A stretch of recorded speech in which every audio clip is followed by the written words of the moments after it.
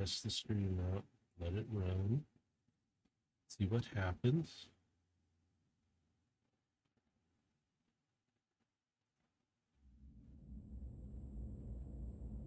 See how loud that comes across.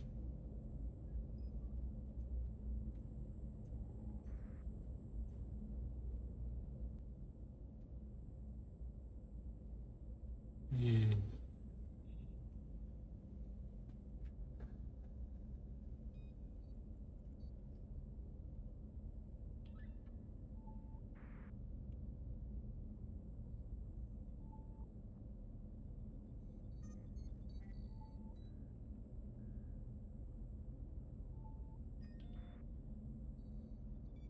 Oh boy.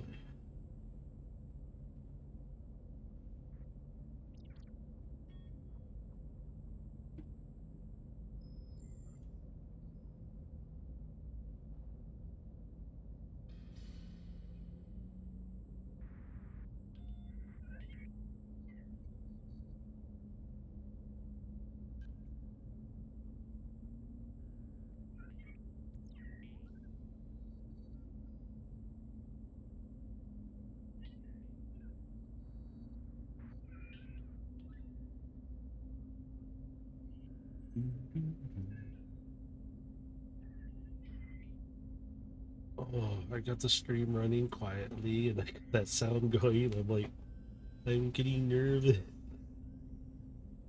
It's like being a performer. Jesus. Yeah. Man, I used to stand in front of people as a DJ doing this stuff. Like, I don't want to sit here. I'm nervous again. You guys got me all nervous. I used to have to stand up in front of a classroom of 30 people and teach, so. Oh.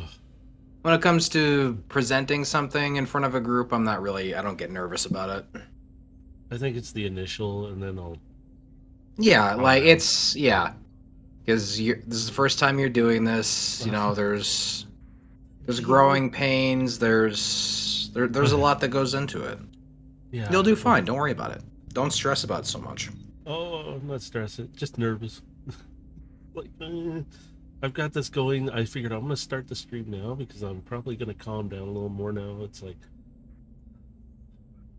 just little details that are running through my head, and I'm like, it'll pan out. It'll be okay. It'll be good. Just roll with it. Yeah, man. Yeah, just roll with it. Hang on. Here, pretty much. Let me do what I call as the stream voice, is what this is supposed to be. But I think I'm just going to generally use it on and off. And I'll just go with it, you know? Just go with the flow of things. Just throw that robot voice in there.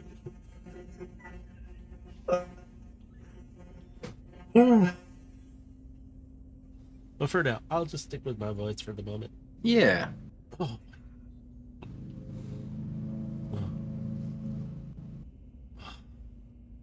Realistic sounds in the background. Cool.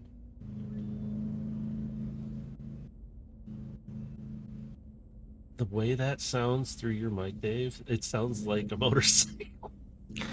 Yeah, he's mowing the lawn right now, so that's all right. No, it's just he should be wrapping up here soon, hopefully. It's just the sound of it. Just sounds like it sounds deeper through. He's going on my window right now, so yeah, it sounds really deep and husky sounding. I'm like, hey, I'm starting to imagine things here. He's already revving up. Wait. I got my dice ready just in case, you know, if I need.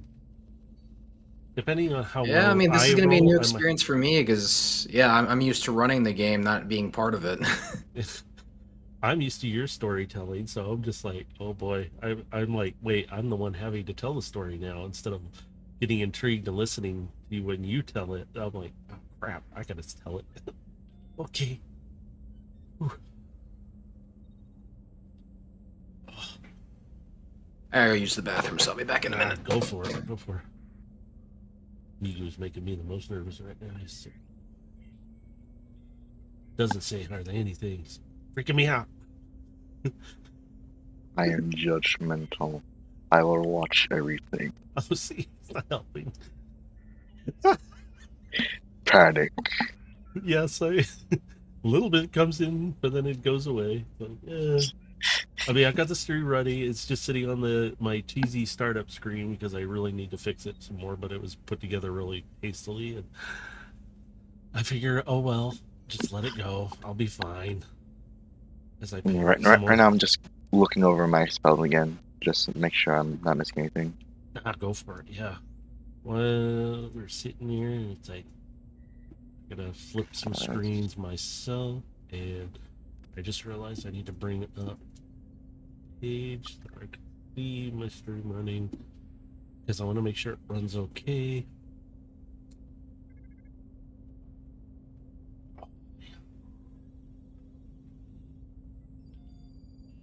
Ooh.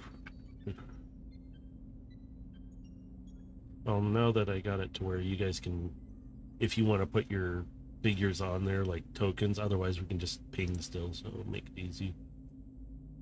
Like, yeah. So you can drag your icon right to the desktop and look at it. Actually, I should be able to undo that while you guys are rolling because I won't be switching to those screens unless I have to. All right.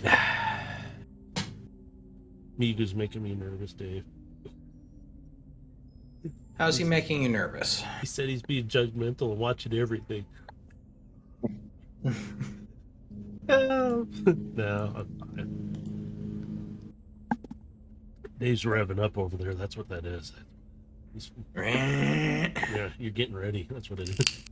You're just warming the engine. Oops, my chair just popped around. I love that about my chair, but it drives me up a wall. So if I get up and I push the wrong way, it ratchets around, and I'm like, oh, stop it. I think these are all the way up, too. Yeah. There we go. Oh.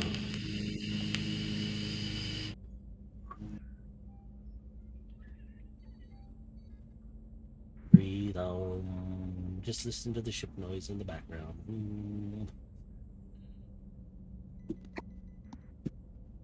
And whatever we have that's not ready or something's tweaked wrong, we'll just wing it. As always. It'll be fine, right? For my brain, I need to wing everything. At least I don't have a weed eater running outside my window right now, so.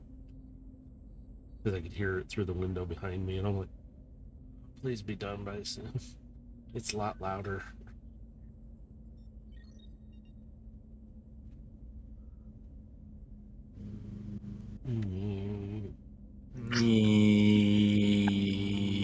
Yeah, a lot of people waited to cut their grass around here, and it's really tall, so they're going through with mowers, and it's like, oh my god. The backyard looks like a jungle over here because they haven't touched the backyard. They've just been mowing the front yard. Yeah, I was watching a couple people in town as we were driving by, and I'm like, they're cutting their grass, and it's just as tall as the stuff I had to do out at the field. I was like, holy crap. It was trying to snow here the other day. It was like sleeting out. It was like 40 degrees and sleeting. Yeah, somebody said they saw snow like a flake, and I'm like, no. Yeah, we got that up here. I just said no. Oh, that's right. Yeah. I mean, we go from 70 degrees, sunny, nice, to 40, 30 degrees, and sleeting and freezing rain. Yeah, it was cold, and that was the day I was helping my wife's aunt. It was just, she's the one who said there was a snowflake, and I'm like, no. Stop it. But that was while we were working on that car, trying to get that Bluetooth. I found it hilarious when she was trying to vocally put the phone numbers in. She kept having to drop her voice because I could talk to it and she couldn't. I was just like, and then that English accent, 5. I was like, oh my god. and just started laughing. You need a bottle of water? Yeah, I was just sitting there. I was starting to laugh. I was like, oh my god, I cannot help but laugh because it would respond to me, but not her. So I'm like, I speak binary. The car likes me. But I mean, like I said, the first 15 minutes we killed the car somehow. And she said it's got a brand new battery in it. So I'm like, something must be draining on your car? I'm like, the stereo, the stuff, the car shouldn't be draining that much unless there's something running. You're upsetting the dog. Stop it. It's bark, bark, bark, bark. No, but yeah, it was hilarious because I mean, getting her neighbor to come out and he wasn't really in the mood to actually, I don't think, to respond to anybody. So Tired of this bullshit. but it was okay. I was just like, yeah, it's all right. We can push it back and we'll just use your jumper cables because my car doesn't have them. So I'm like, okay. That's when I turned the key and it was like, oh, it started up. It's still funny, her reaction. Are you kidding me? Are you freaking kidding me? It's like, yeah, I got it to start. Your car likes me.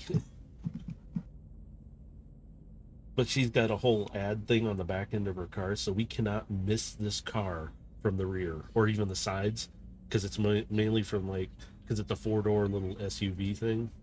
Mm-hmm. But it's covered in pink on the back end, like Pepto-Bismol pink. Yeah. But it's for an ad.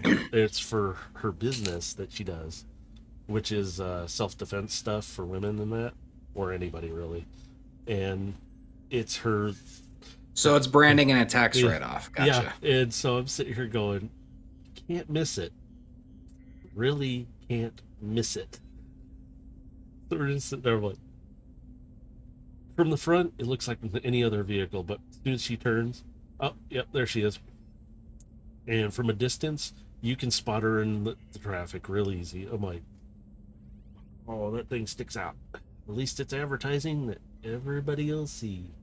I just started laughing again. I was like, oh my God. Yeah, I mean, it grabs the eyes and grabs your attention, but it looks like someone vomited Pepto-Bismol over the back of your car. Mm-hmm. And, yeah. But yeah, setting up that Bluetooth stereo. She still had, I guess, from when her mom, which is my wife's grandmother, got the vehicle. This is years ago, like, I don't know, 4 or 5 years ago. They never removed the other 5 phones in the car, in the memory. So they were all there. And I'm going, who are these numbers? She goes, I don't know. I turned on the voice for the menuing, which is called guidance, and it started talking. And as soon as I turned it to a number, it said a name. Somebody's voice came across, because you can tell each number and give it a vocal name. I'm like, okay, do you know any of these? She goes, I have no idea who these are. These are all numbers that were in the pre-programmed settings from however long ago. I'm like, let's just go through, delete, go through this process. It takes like good 10 seconds each just to go through. So for about a minute, I'm sitting here fighting with trying to remove all these numbers. I'm another 10 minutes just to remove the phones. That took longer. I go, okay, now let's hook your phone back up. And it's so stupid how the radio did it. I had to disconnect the radio from the Bluetooth and go through the phone side of it in the radio, which was really dumb. I don't know why. Reset it up for that, and then it connected the whole thing properly. I'm like, but we were connected before. Why didn't it work? Yeah, I remember having the same struggles with my mom's vehicle, hooking up my Bluetooth and that thing. Yeah, it was Because, yeah, like, stupid. I had to, like, pair it from the phone first before he would register on the car. And, like, it was so convoluted and a real pain in the ass, but... Yeah, and that's what it was. I was just like, we're sitting there going, why do we have to do it this way? I go, it's the way the radio is, not the phone.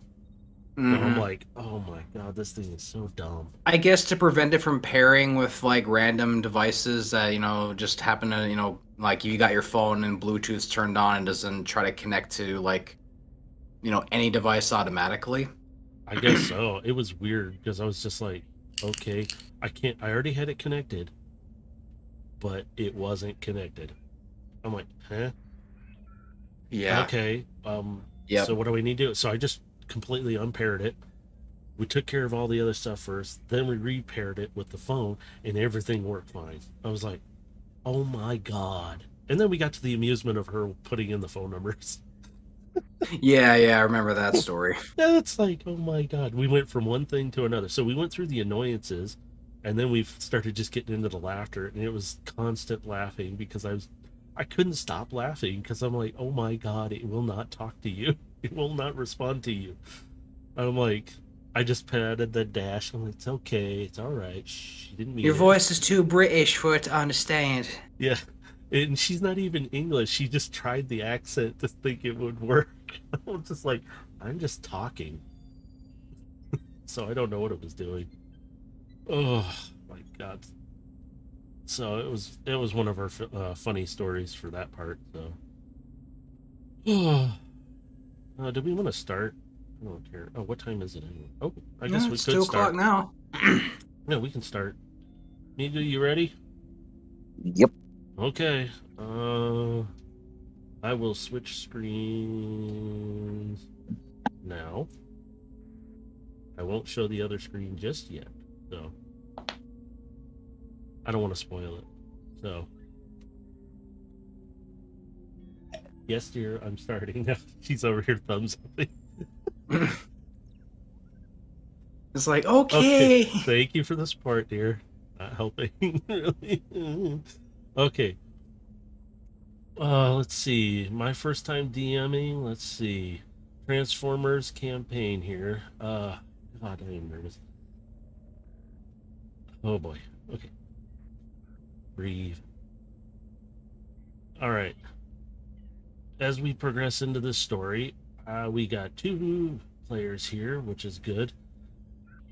I'm going to start you guys out in a place where you're floating through space right now.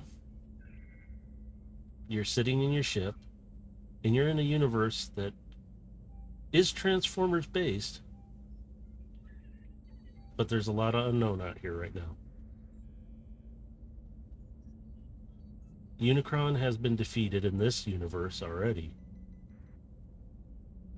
And Cybertron is there, not as badly war-torn as the original line, but it is war-torn.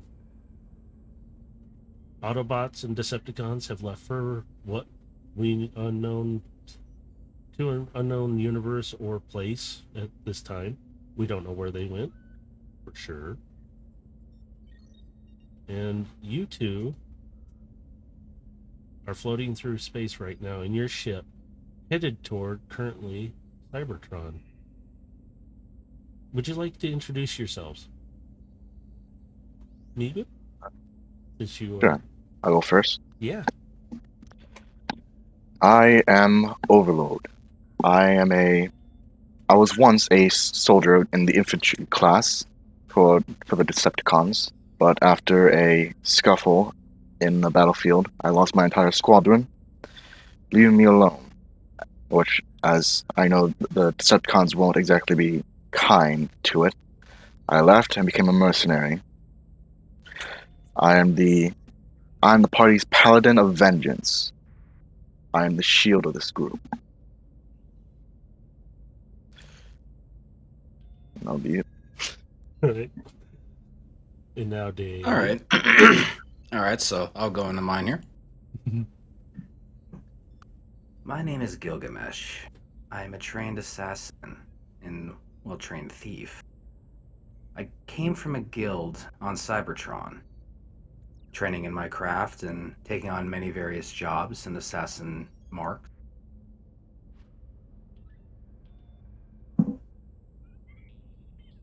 I left my guild recently in order to go search for something I had lost, which I have not yet divulged to anyone around me. I do keep many secrets, but I always tell the truth. That's all I got for me. All right. Very nice. All right. As of current, Overload, because I almost said the other one. Overload, you are captain of this current ship. And your ship's name is Phoenix, correct? Yes, it is. Yes. I'm just going to go with that. And I'm going to pull that up because... Let me see. I will find my tab here. There we are. Everybody gets to see the ship. And anyone who is anyone will know where this ship came from, but it's here. So just deal with it. All right. You two are currently sitting on the bridge of Phoenix. You're headed towards Cybertron. At this point, you're both just sitting there, flying along. You're not too far from Cybertron. You're going there for a job you were requested. At least you were specifically requested for. Overload. Now, are we going to meet someone for the job, or are we on the job now? Nope, you're going to meet them. Because that's Okay. where you're going to get your, in a sense, papers and such information that you're going to need for this mission. Gilgamesh, you're piloting the ship. You are currently the pilot. You're flying that thing with such ease and such grace. You really don't have both hands on the yoke. You're just kind of sitting back and just flying it. It's really easy going. You fly around debris like it's nothing. I'm also passively looking over consoles, just checking for any radio chat or any kind of radio signals that might be coming through. And it's a good thing because there is debris out there, and you might come across some ships that might be floating along out there. You got to be careful. That's what I'm listening for. Right now, you're getting closer to Cybertron. It's pretty quiet. Is there anything you two would like to do? Dave's currently piloting. Overload, do you want to do anything? Check out the ship? Do anything as such? Yeah, I'd like to look about the ship to see if everything's more or less in place. All right. Or if missing anything. Okay. So you're currently up on the bridge. You're going to make your way back to where? Well, I'll start at the gallery area. It's right in there. That's your galley. Yep. When you get in Good. there, you see another bot. This one is called Gung, one of your crew who stays with the ship mostly. He's just preparing things and cleaning up, doing some minor repairs if needed. He's just sitting in the kitchen area, prepping some food and doing some other things. Comes along the ship, Gung. Holding up nicely for you. Yes, sir. Good to hear. Anything been out of place? No, sir. Everything ship shape. Good to hear. Would you like Where to are check the on other that? two? Oh, Hmm? yeah, go ahead. No, go ahead. I was gonna say, where are the other two stationed currently? If he knows. Crux is currently in engineering. Timmy is down in the med bay. Thank you. Keep it up. Aye, aye, sir. And next, I'll go ahead and head to the engineering room. Just move straight back from there.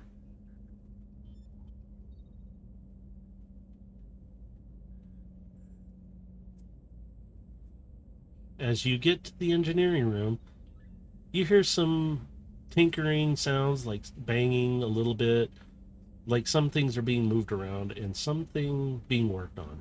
You don't know what. You just hear that motion and commotion back there. Nothing big. How's everything going on in here? Engine's not acting up? Everything is perfectly going. Sir, it is operational. Nice to hear. Any other faults happening in here, or everything? No, I just changed out the filtering system. It seems to be plugged up a bit, but now it is A-okay, sir. Good to hear. All right, keep up the nice work. Aye, aye, sir.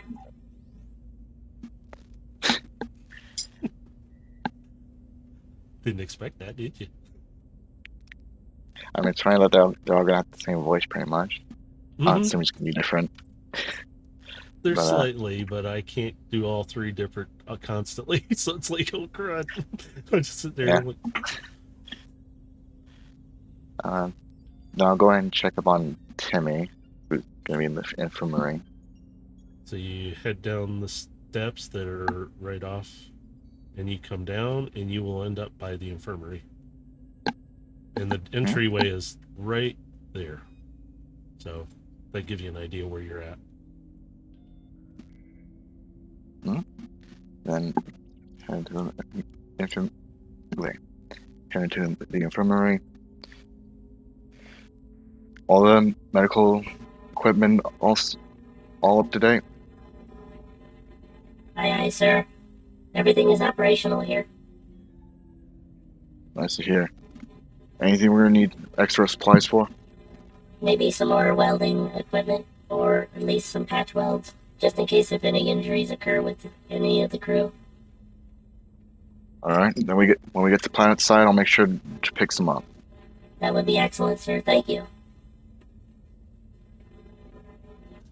Now Timmy would be like your first mate. He would be the one you go to if anything comes up. He directs the other two as well to do. So he's like your not second in command. That would be your pilot, who is Gilgamesh, but he is the one that you send to do tasks throughout the ship and have them ordered to do the other two if he is not around. Or like you're not around, I'm sorry. Right. So anything else you would like to do? I guess check up in the cargo bay to see if anything's either missing or we're gonna need additional supplies within there. Okay, you can head to the cargo bay. So I'll go to the cargo bay and check up on all the supplies that we have. Okay, as you progress there, you come into the cargo bay. What you're going to see is your cargo bay has stored cargo on the sides, mostly for your ship right now. You don't have anything in the middle which would indicate a current cargo being transported, but you have plenty of supplies in there to repair the ship if need, or at least help with your crew with any injuries, because you are all Cybertronian bots in some form. So you have plenty of supplies in there. And anything else you would like to look at while you're in there?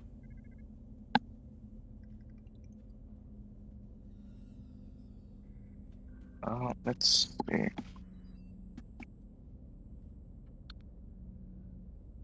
I guess that's currently it. Okay, would you like to progress back up to the bridge?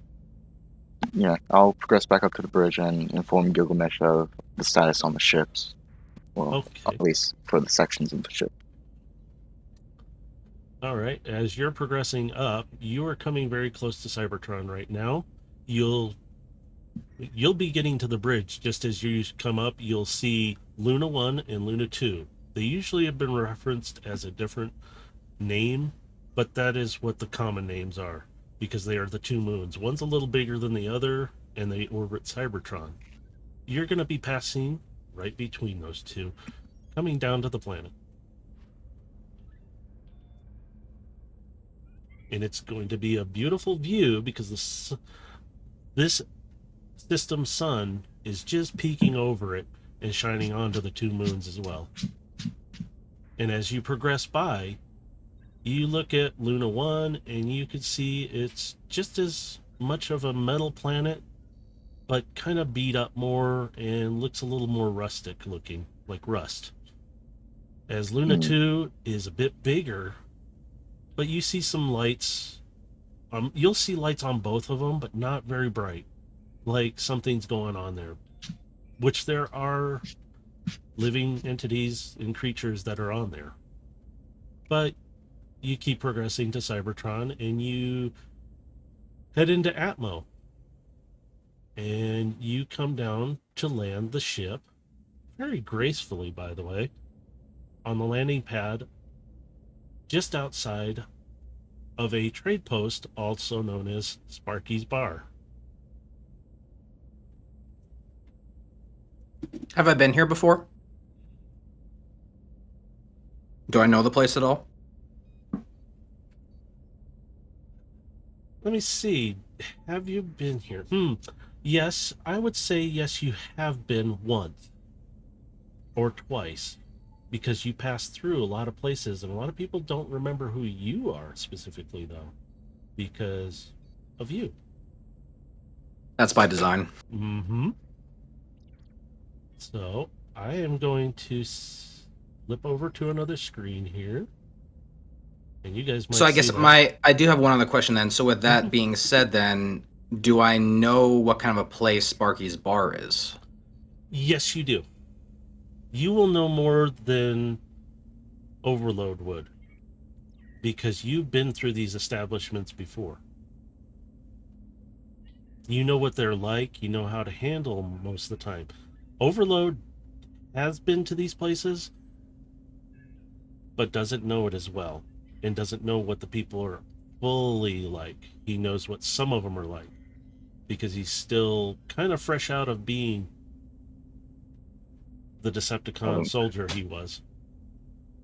Mm-mm. But he is still your captain, so you gotta remember that. So I'm going to open up part of this map. So you guys gonna proceed up to the bar? Yeah. Well, as we approach, I do kind of slow Overload down a bit, and I say, how often have you been to a place like this before? Not often. But most places I know usually are on the battlefield. Mind your manners while you're in here. The people in here do tend to get offended very easily. So, do mind yourself. I'll keep that in mind. But for now, we gotta contact me. Do you know who the person we're meeting here anyway? Is it safe to assume that he wanted to be confidential?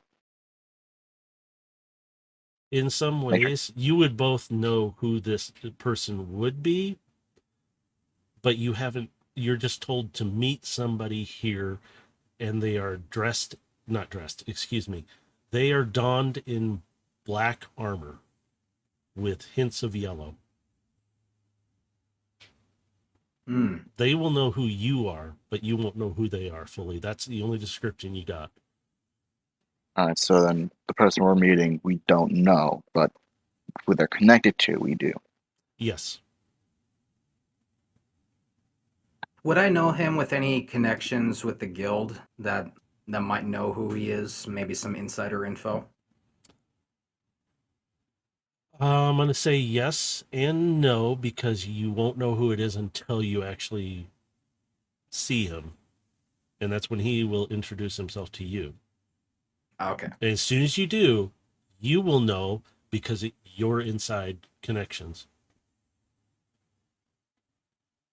You've never met him directly. You've only heard of him.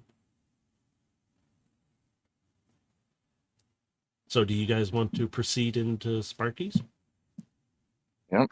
Yep, I'll just kind of gesture for Overload to take the lead and just kind of let him go in first. All right. So as you two approach the doors, you see Sparky's trade bar. That's really all it is. It's a trade place, really. It became a bar more or less over time. Now, Gilgamesh, you know who Sparky is. He's the one who runs this place, because he's standing behind the bar all the time. He does remember you. Everyone else doesn't. You're like a ghost to them. So when you go in, you're following in Overload. And when you come I just lock into eyes with the barkeep and just give him a solemn nod. Yeah, so here we go. I'll open this up a bit more. There you go. So you got the bar, which Sparky is sitting there. Whoops, I clicked on the map. Did not like me for that. There we go. Gotta fix it. So, what would you guys like to do? Go talk to Sparky, or would you like me to describe a little more here too? Because I forgot that. Over on the wall over here, as you come in, there are people around. There are bots. There's other creatures, varying sizes. But as you look in, you see along the wall to your left, there's bounty boards and jobs that you can take. So you can go over and look at them at any time you want and pick up a few extra things if you wanted to get a few extra shaniks.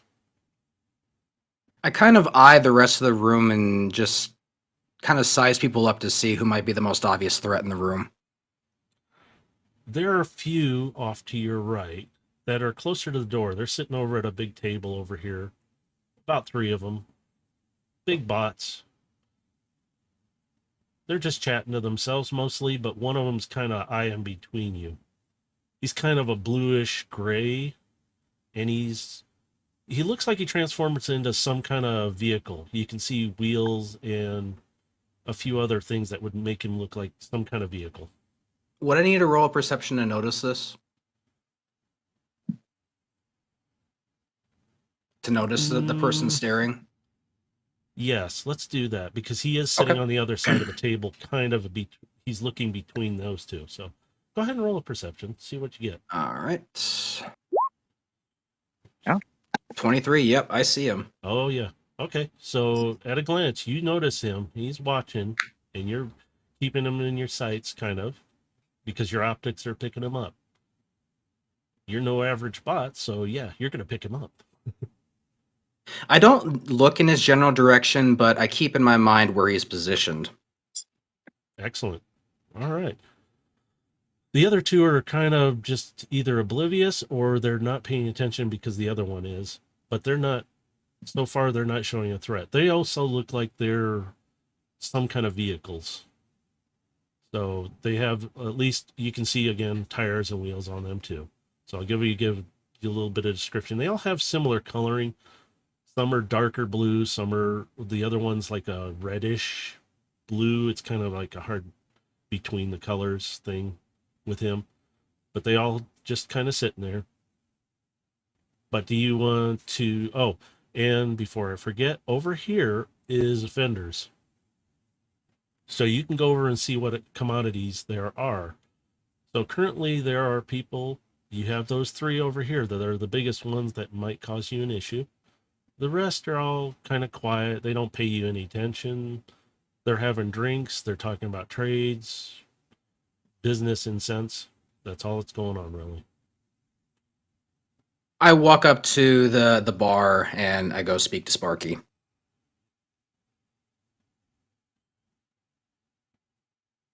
How's it going, old friend?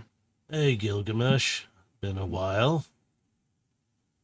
He's more of a How long has creature. it been? He's more of a creature, but half cyborg kind of looking thing. But he's been through war himself, but he's just there to handle the bar and do business now. He doesn't want to have a fight too much anymore. But he responds back to you. Oh, it's going well, sir. How you been? Oh, going out sightseeing, taking on jobs. Any good jobs? Nothing really to write home about. Just, jobs to pay the bills. Interesting. As he's saying this, he looks over your shoulder and he sees Overload standing there. Friend of yours? Yeah, he just kind of points back with his thumb. Yeah, this is my new comrade here, Overload. We met a little while back. So Sparky puts his hand out, it's the cyborg one, to shake yours. What do you do, Overload? I'll go ahead and I'll give him a firm handshake. If he was an ex-soldier, then he should. He recognizes the symbol on your chest. That's scratched out. He goes, notice your symbol's scratched out. Ex Decepticon now? He doesn't I say kind it of lean super into the loud. bar. I lean into the bar a little bit. Hey, no, my friend. He is former. All friends here, just curious about the past. Soldier, no difference. Yeah, we all were one at one time, weren't we? Just different places at different times. Yes, we don't need to rehash about Marrakesh again. Oh. And he, as you say that, he looks at his arm, the one that he just shook Overload with, shook his hand with, and he's like, don't remind me. Ugh. But he leans back and he goes, I'm assuming you're not here to catch up, Gilgamesh, so what's up? Here for a job. We're here to meet someone. What was above game? What was his name? Do we even get a name? You didn't get a name. You just got meet them here. And this is the only description you got was a black bot with yellow accents. Looking for a black robot. Yellow accents. Supposed to be meeting him here. Seen anyone? One of his eyebrows raises up. Give me a second. And he turns around to the bar and he reaches over, grabs something, and he's saying something really quietly into this device. You don't hear it. Can I make a perception to see if I can hear it? Yes, absolutely. Same. I would like to both of try you. as well. Go for it. Fuck. 9. 16. Okay, Gilgamesh, you don't hear a thing because there's a lot of chatter going around you. But Overload, he's sitting there listening intently, and he hears this. Hey, those two you were expecting, they're here. Do you want me to send them back? Okay. But you don't hear who's on the other side. You just hear him talking mainly. As he does this, he goes, these are good. One of them's a really good guy. Treat him well. We don't wish to bring any harm to anyone, at least unless we're paid to. Yeah, well, he turns back around. I know who you're looking for. And he gestures to a little service bot to come over and take his place to serve the bar and keep an eye on things. Nothing big, just a little bot. Doesn't even respond to him, just comes over and stands there. Follow me. And he will bring you around, and make sure I'm on the arrow. He's going to bring you around to here. And what I'm going to do is I'm going to open that up for you so you can see there's a hallway right down here to a back door. Now, off to the left and right are a set of doors. He comes to his office door, which is on the right about here. And he says, the person, or at least the bot you're looking for, is in here. He's been expecting you. If you guys need anything, I'm up at the bar if you need me. And he walks back. It. I'll come talk to you later, Sparky, and I just kind of pat him on the shoulder a little bit. All right. I'll see you later. There is some stuff we're going to need to grab as well while we're here, but we can do that after. Yeah, once we know what we're going to need for the mission, then we can go get the supplies. All right. Okay. We'll go ahead and open up the door then. All right. As you open up the door, you see Sparky's office. But at his desk, sitting behind it, right there, is a bot with black armor and yellow accents. And upon seeing him, do I recognize him? You recognize those red optics just about anywhere. This bot is very well known, but he tries to keep his low profile at times. Do I know the name? I will tell you the name you're saying. Just like, wait a minute. I'll wing it. Forget it. I thought I had the voice set up for him, but I don't. But you look at him, Gilgamesh, and you recognize him as Sound Blaster. A mercenary in his own, a trade bot of his own, a many kind of a bot in his own. I step into the room and just say to him, well, well, well. Been a long time since I've seen you. I would say so, yeah. How long has it been, Gilgamesh? Not long enough. Few cycles? Maybe more? I turn to Overload and I say to him, this is Sound Blaster. I take Quite a notorious in various guilds among Cybertron. Oh, you give me way too much credit, Gilgamesh. The guild gives you too much credit. Ooh, a little salty about the last business deal, I see. I just kind of tilt my head slightly and just...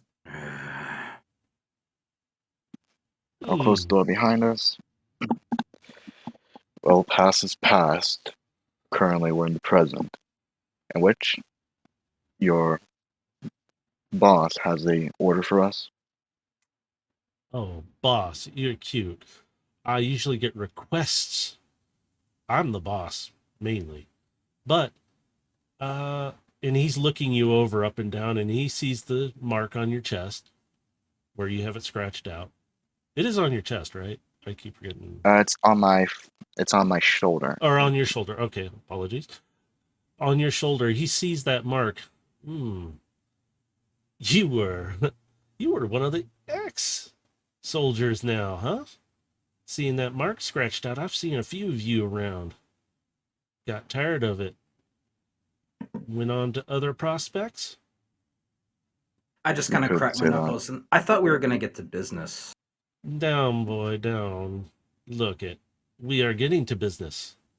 Don't think we aren't. So, you're Gilgamesh, so that makes you Overload, correct? That'd be so. Pleasure to meet you. Oh, pleasure. Look, Gilgamesh, somebody has some manners. As he shows you a couple of seats if you choose to sit, he gestures. He's sitting down, so I have a proposition for both of you. Well, mainly one of you. I didn't expect to see Gilgamesh here. I just knew there was two, and one of them was called Overload, so it's a pleasure to have one of you. But I've been requested to find a particular item. I only have one piece I'm willing to give you. If you're willing to take the job, it requires you to travel a little bit. Expenses will be reimbursed, of course, and you will be paid in advance. Not my choice, but per the one who requested this item to be found. At least 5,000 Shaniks will be handed to you right now. Another 15,000, or as they put it, more if you acquire more items along the way to give them. They would pay you handsomely for this. I lean over his desk and go and just say to him, "What's the cargo really?" Oh, this cargo is more of you're going to have to go get the item if you can find it for them. If not, they will not hold you accountable. Although I might, because failure is not something I'm, what do you say? Not appreciated. So I'd like you to find this item as he slides his hand over with something under it and lets it go. It's part of, it looks like some kind of like a piece of a sphere, a ball of some sort. He goes, here is the first piece that you'll need. You're going to have to acquire a few more pieces on the way. They didn't tell me exactly what you were to look for, but that this would lead you to it. I reach and pick up the partial sphere. What does it look like? It is smooth on one side, but there's some patterns to it. They're kind of familiar. The other side is literally, looks like almost like a puzzle piece, like it fits together with something else.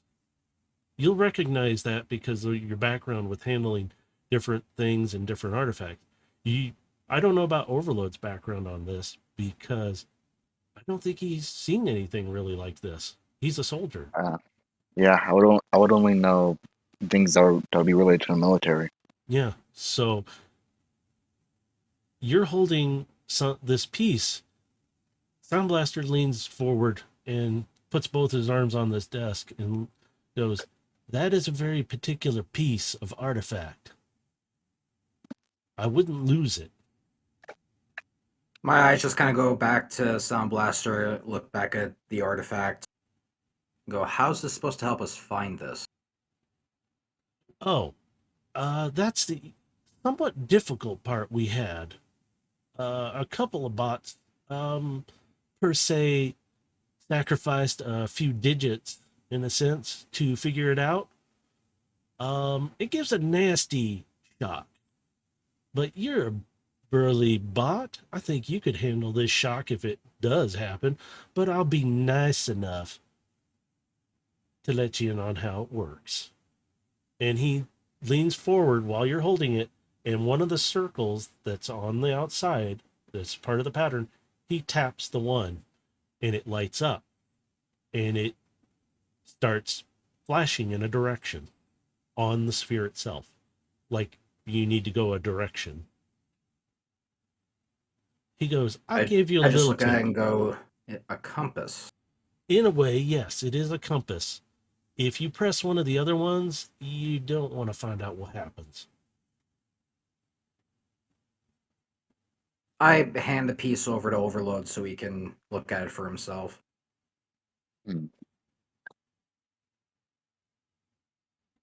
So we just follow the compass and it'll lead us to either this other part of the piece. Correct. It should. This is at least what the person who has hired you to find. And we get paid extra for bringing whatever else is with it. If they deem it worthy and worth the Shannocks, they will pay you handsomely.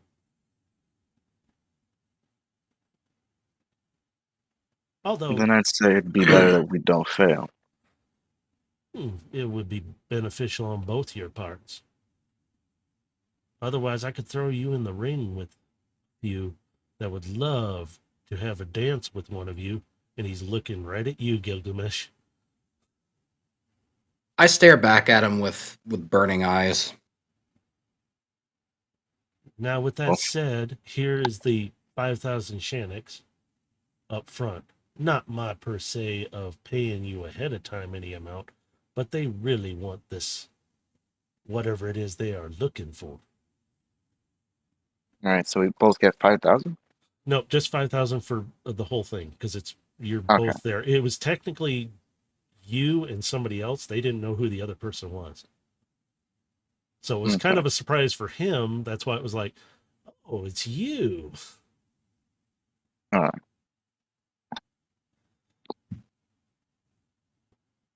All right.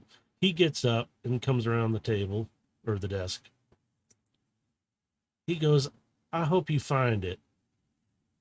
Because I kind of taken a shining to you, Overload. You look like a worthy fighter, too. The other Wasn't one. a leader. Oh, please, go on. I'd love to. I wasn't a leader of a battalion for nothing. Oh, so very experienced soldier. Nice. I like that. Gilgamesh, I will see you again, maybe? As he just kind of walks out the door and closes it, and he's out of the room now. I just mutter quietly to myself. Bastard. Fancy pass there, ain't it? So which one of you is taking the 5,000, or are you splitting it? I mean, it's Captain's prerogative.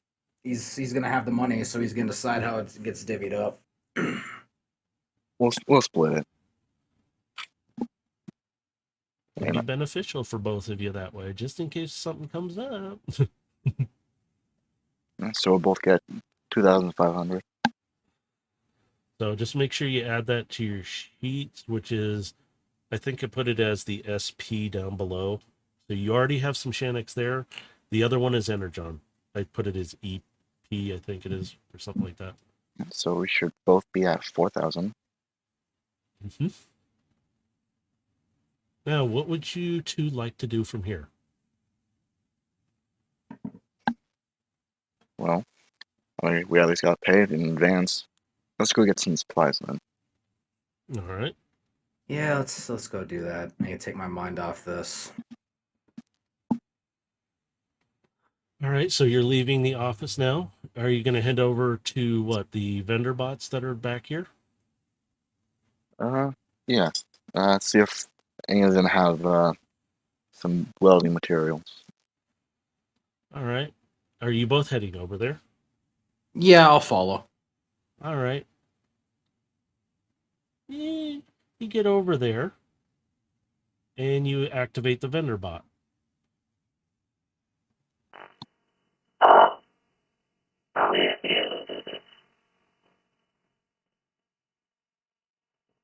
We're in looks for some wooden tools for some repairs.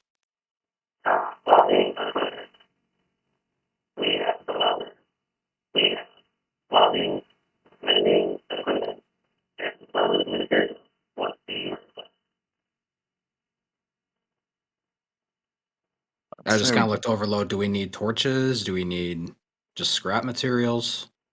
I believe we're gonna need torches. I think that's what Timmy said. We currently have 3 welding torches available. We should only need 2. One in case for a spare. 3 fluid welders and 100 chains. That last part was a bit hard to understand. It was 100 Shanix? 100. All right, Just use my regular voice because that one's a little hard to. Yeah, that one's really hard to understand. Yeah, I'm going to try and adjust that. Sorry, I'm just going to use my regular voice for it. So, yes, it's 100. Honestly, I just thought it was like a faulty vendor. It technically is. They have been kind of beat up. I should have said that at the beginning because all the equipment around it may be a trade post, but some brawls do break out and stuff does get banged up. So, Okay, but yeah, it's 100. It's 100 for the 2 welding tools. Yes. All right, then I'll go on and pay that. Just make sure you just subtract out, and I'll put down that you have. Is there anything else you would like? I mean, do you think we'll need anything else, Gilgamesh? Well, the job is unique. Don't know where this is going to lead us. Are you stocked up on ammunition? Do you need anything else? Please. The only ammunition I need, as I got my sword, is this. He just kind of smiles at that. Just fair enough. If not, then I think we should be covered. Gilgamesh, while you're standing there talking to Overload, that one bot that you knew was eyeing you is just off to the left side of the door, or closer to your side of the door, watching you. He's just leaned against the wall, like arms crossed. I watching don't you. make any motion. I just say to Overload, we're being followed. Don't look, but there's a guy off in the corner there watching us. He's been at the bar. I'll just still have my sword on my shoulder. Just gonna like walk out behind Gilgamesh in case they do try to pull something. I just say to him, follow my lead, and I start walking into an alley. So which way do you turn coming out? So I'm turning down an alleyway where he's gonna lose line of sight and he's gonna be forced to follow us. So how about this? I'll open this up because I have it there for a reason. Yeah, if you got a map to kind of help me see There. the outside there. Because technically there's just shambles and junk all around in certain spots. So I just don't have that big of a map because if the other one's huge. I'm just looking for any kind of an alleyway that I can turn down that would force the target to break line of sight. Yeah, so you could exit right and make a right here because that's technically a large alleyway. Because you're bots, you're going to be big. And I sit around the corner for a moment and I wait. You hear steps coming. Not just one set of steps, though. You hear 3 sets of steps. I'm gonna prepare my sword for a swing. I pull my energy rapier out. And as soon as they turn the corner, I put the blade into their face. And the one that was eyeballing you is startled back and he puts his hands up. Whoa, whoa, whoa, man. We're just here to talk. And they're looking at you, Gilgamesh, not Overload. But they see Overload going, it's like, whoa, whoa, whoa, we're not here to fight. I keep the blade up and I look at all 3 of them. Who are you? I recognized you right off the bat. You're Gilgamesh, right? My head lowers slightly and I look a little more mad. Look, I'm not here to fight. I'm just a big fan. We actually all are. We've been trying to kind of get into the work of what you do. And we've heard stories, and you kind of fit the profile. You are Gilgamesh, right? I lower the blade slowly, turning it off. I'm sorry we startled you. We didn't mean to. It's just I wasn't too sure, and I guess I should have introduced myself sooner. My name's Alt. How did you hear about me, Alt? Well, we kind of got into one of the guilds, and they kind of just have us doing menial stuff, and stories float around.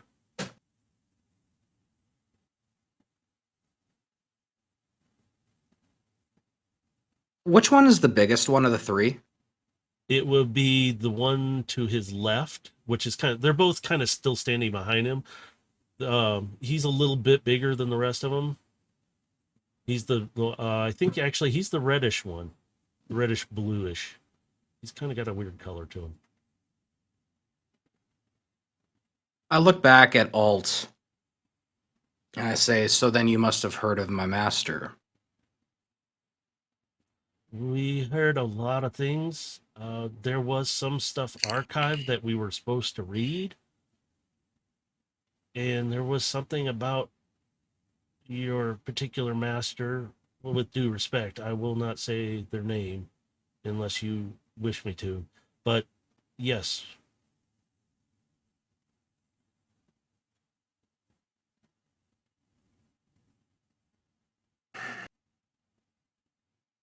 I put my energy rapier back into its holster in my shoulder. Go ahead and shoot go. my blade then. So you're trying to get into my line of business, you say? Yes. It's very difficult when we don't really have any full training or anything. Like I said, they got us doing more menial tasks of running about, and we do have some skills, but we just wanted to meet you and say it's pretty cool to meet you. And we don't have He any just fight with he you. just nods slowly. Very well.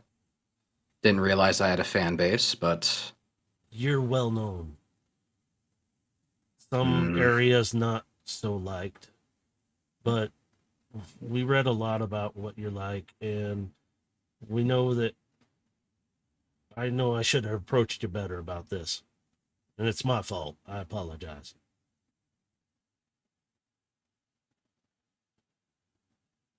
well, I suppose no harm, no foul then. But, sir, if you need anything, if you're ever back this way, we'll be much obliged to help you. The other two are nodding, like, yeah, we're willing to help. I approach the leader, Alt, closer and goes, very well. Then I only ask one thing of you. Yes, sir. What is it? And I lean in closer. Find where my master is, and I will greatly reward you. Reward. What do you think, boys? The other two are like, okay. I raise my finger to him. Information only. You do not target her or apprehend her in any way. No, if you do so, you are risking your own lives. Yes, sir. They're just kind of stumbling a little bit with their words. But Alt comes back. Information only. That's all you requested, sir. We will take a look into it. We will do what we can to find it. Good. Then if you have any information, and I give him my contact line, and reach me at this. Alt puts it right into his ARM console automatically. I have it right here, sir. I will report anything as soon as possible. Good. You serve the guild well. Yes, sir. Quick question, though. Keep this quiet. All right. Just in case, we're not going to say anything to anybody else. We'll keep it quiet for you. Discretion is going to be of the utmost importance here. You know how dangerous I am, and you should also know how dangerous my master is. Yes. We have studied a lot about that. So you now know that name has weight and reputation to it. Yes, sir. And much like my own name, you must be careful with it. Absolutely, sir.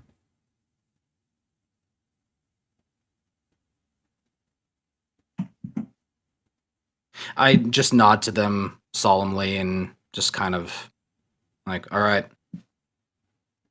And then they just turn, we'll keep in contact, and they walk away.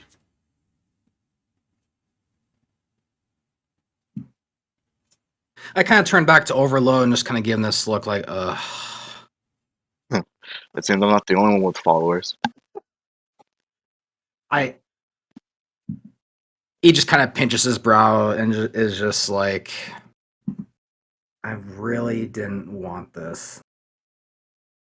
Well, now it's there, and I gotta deal with it.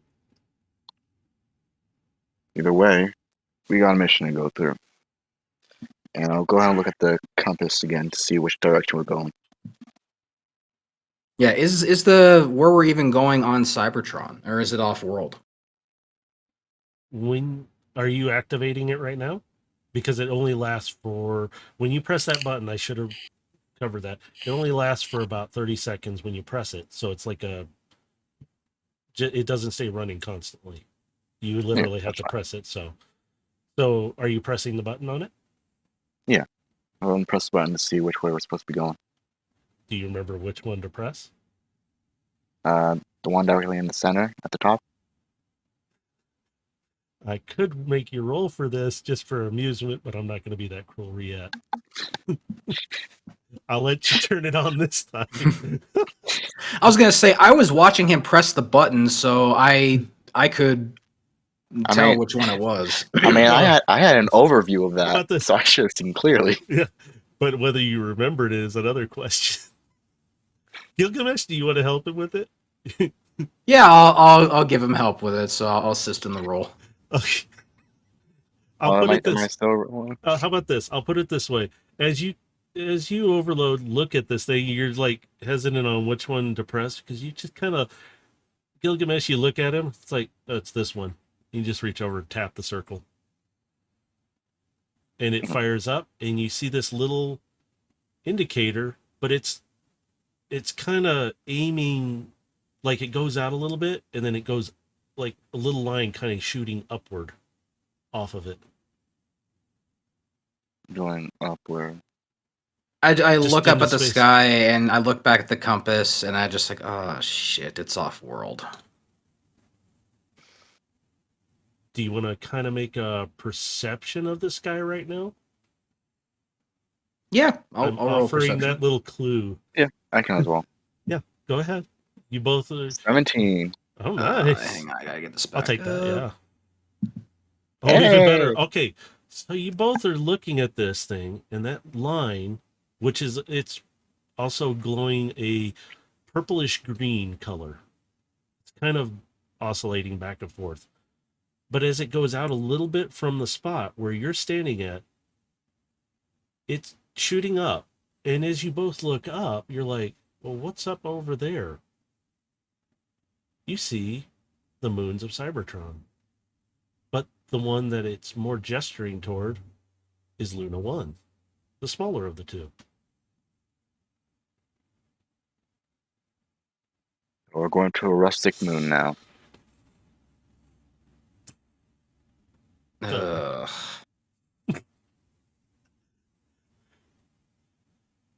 I hate No, Luna 1. No use in complaining. We got a mission to do. Keep that mind clear. So, are you going to progress back to your ship now? Yep. All right.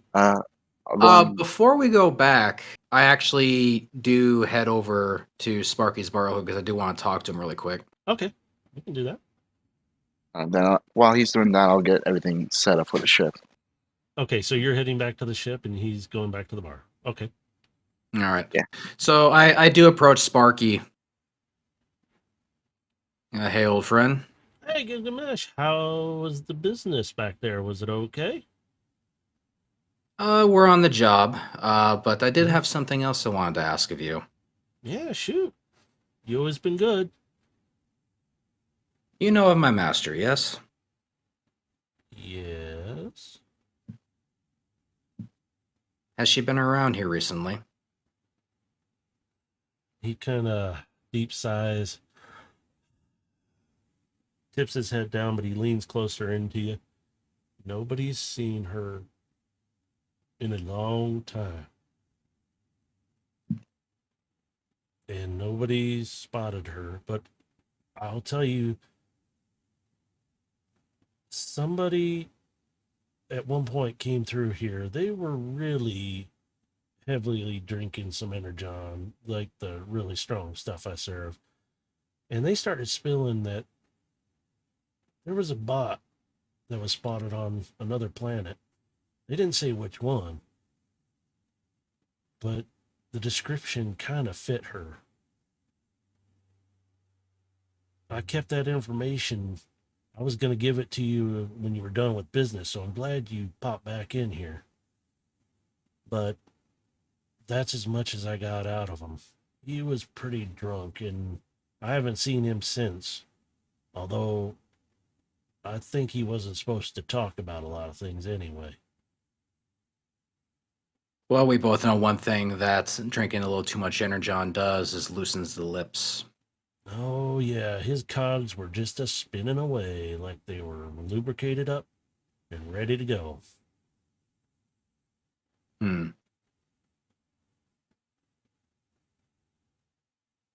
I pop 5 Chanics on the desk for him and just, thank you, Sparky. Appreciate the info. Well, thank you, Gilgamesh. You know you don't ever have to pay me for that. I owe you more. I always pay for my information, you know that. Very well. And he just slides it into his hand, and you hear this ting ting ting underneath the counter, like he's putting it into a jar. So, anything else I can do for you? Maybe a drink before you go? Sure, why not? On the house, of course. So he slides you like an energon shot. I just put it in my hand. I just kind of just toss it back. Just put the glass back down. How was it? Delicious as always. Good. But I can't have too much. I'm on the job. I know. I know. That's why I only gave you the one. You hear anything, you send me a line, yeah? I got your number. Or numbers. You go by 3 different numbers on here. It gets confusing sometimes if it gets more. Yeah, well, you need some burner accounts sometimes. Just kind of smile at him, tap on the bar, and kind of get up. He just nods at you, like, later. And I head back out and go back to the ship. All right. On your way back to the ship, you're kind of picking up on something nearby. You're about halfway back to it. And suddenly you hear this growling noise. And it's just off to your left, just growling at you. And all you see in the dark is a pair of red eyes staring at you, low to the ground.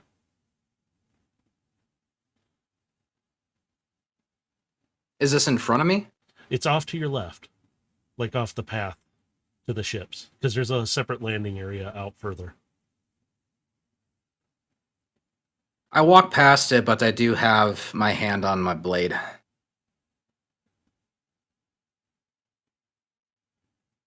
As you do, you hear these running steps, and this thing comes leaping out of the darkness and tries to take a bite at you.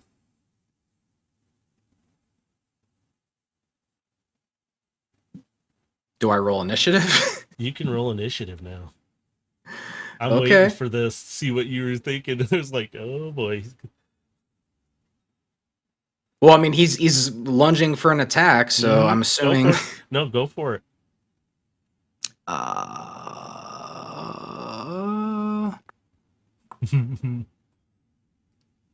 right. Okay. You get first turn on him. What would you like to do? Because this thing is coming up on your left. I will give you this. As it jumps at you, it's trying to take a bite at your neck and head. You see a muzzle, long pointy ears, a tail that is gleaming and shiny a bit, and it's blackish, rustish, orangey kind of looking thing. And it's trying to land a bite right there on your neck. You can feel it, in a sense, its breath and everything hitting you as you do. What would you like to do?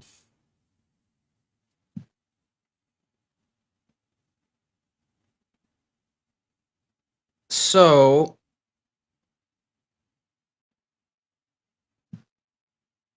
I want to move around it. So it's lunging at me. I'm going to move around it so it dodges me, and I'm going to get behind it.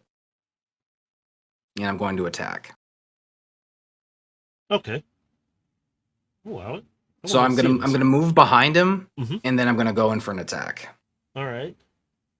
As it jumps, you slyly just step off to the side and move around as it lands, and now you're behind it. You see a very large turbo fox. Usually they're not red-eyed, though. Sometimes they're much calmer. They're kind of into the green optics or cyan when they're calmer. This thing seems like it's gone really feral, beyond feral. So it's very aggressive with you. What would you like to do since you have the advantage on it right now? Because it's confused. Acting on, yeah, because this is an attack on me. I'm acting on instinct. I'm going to move around it, and I'm going to stab at it with my rapier. 18. Oh wow, yeah, you definitely. And plus, I believe I get sneak attack because I'm behind him too. So that would. So you get more of an advantage on him because right now he's not thinking. He's not clear most of the time with a turbo fox. It will be more focused, and usually It seems to be more feral. Yeah, is what I'm understanding. And they usually hunt in a pack, so 2 to 3 or 4, not usually a single. So it's unusual for this to happen. Okay, and then that is 10, and then I believe I roll. Do I roll a d6 for sneak attack, or is it just? It varies depending on your rogue level. Because I'm rogue level 3. Level 3?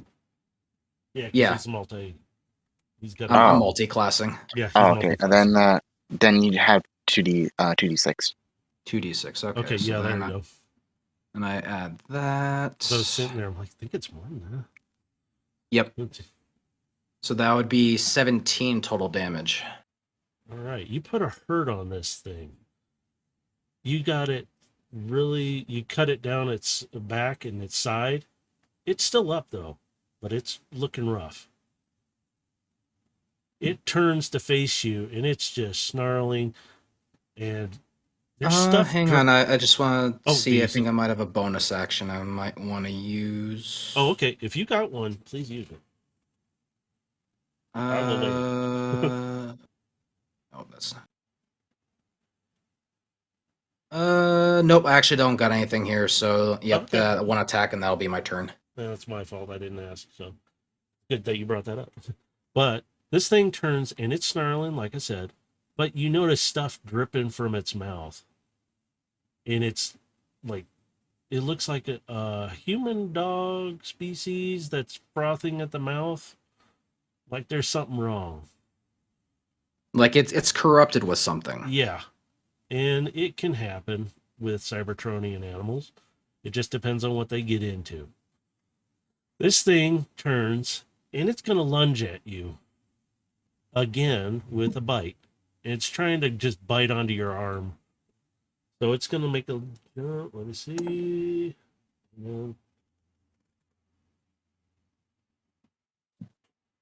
I don't think an 8 will hit you, will it? Nope. So it jumps and it misses you again because it's so distracted right now.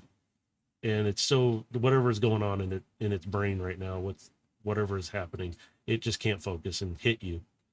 It's again right there. What would you like to do? Because it can't do anything else. Because it's your turn. Yep. I'm just thinking here. That's not gonna do me any good here.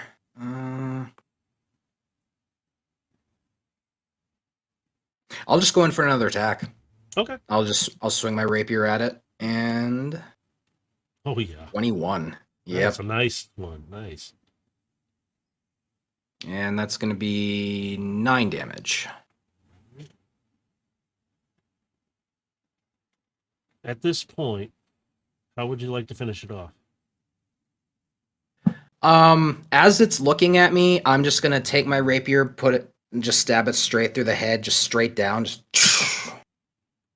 As you do that, sparks come out from its head, and you notice its optics go from the red, just kind of fade to a cyan color.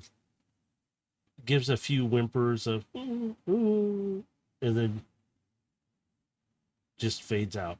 All lights go out on the optics, and it stops moving. I pull the energy blade out and I turn it off and return it to my holster and my shoulder.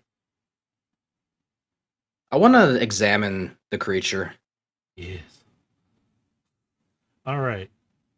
go ahead and let's see, an investigation check on it, maybe? Or even a perception. Oh, that's Let's a bad one for me, but okay.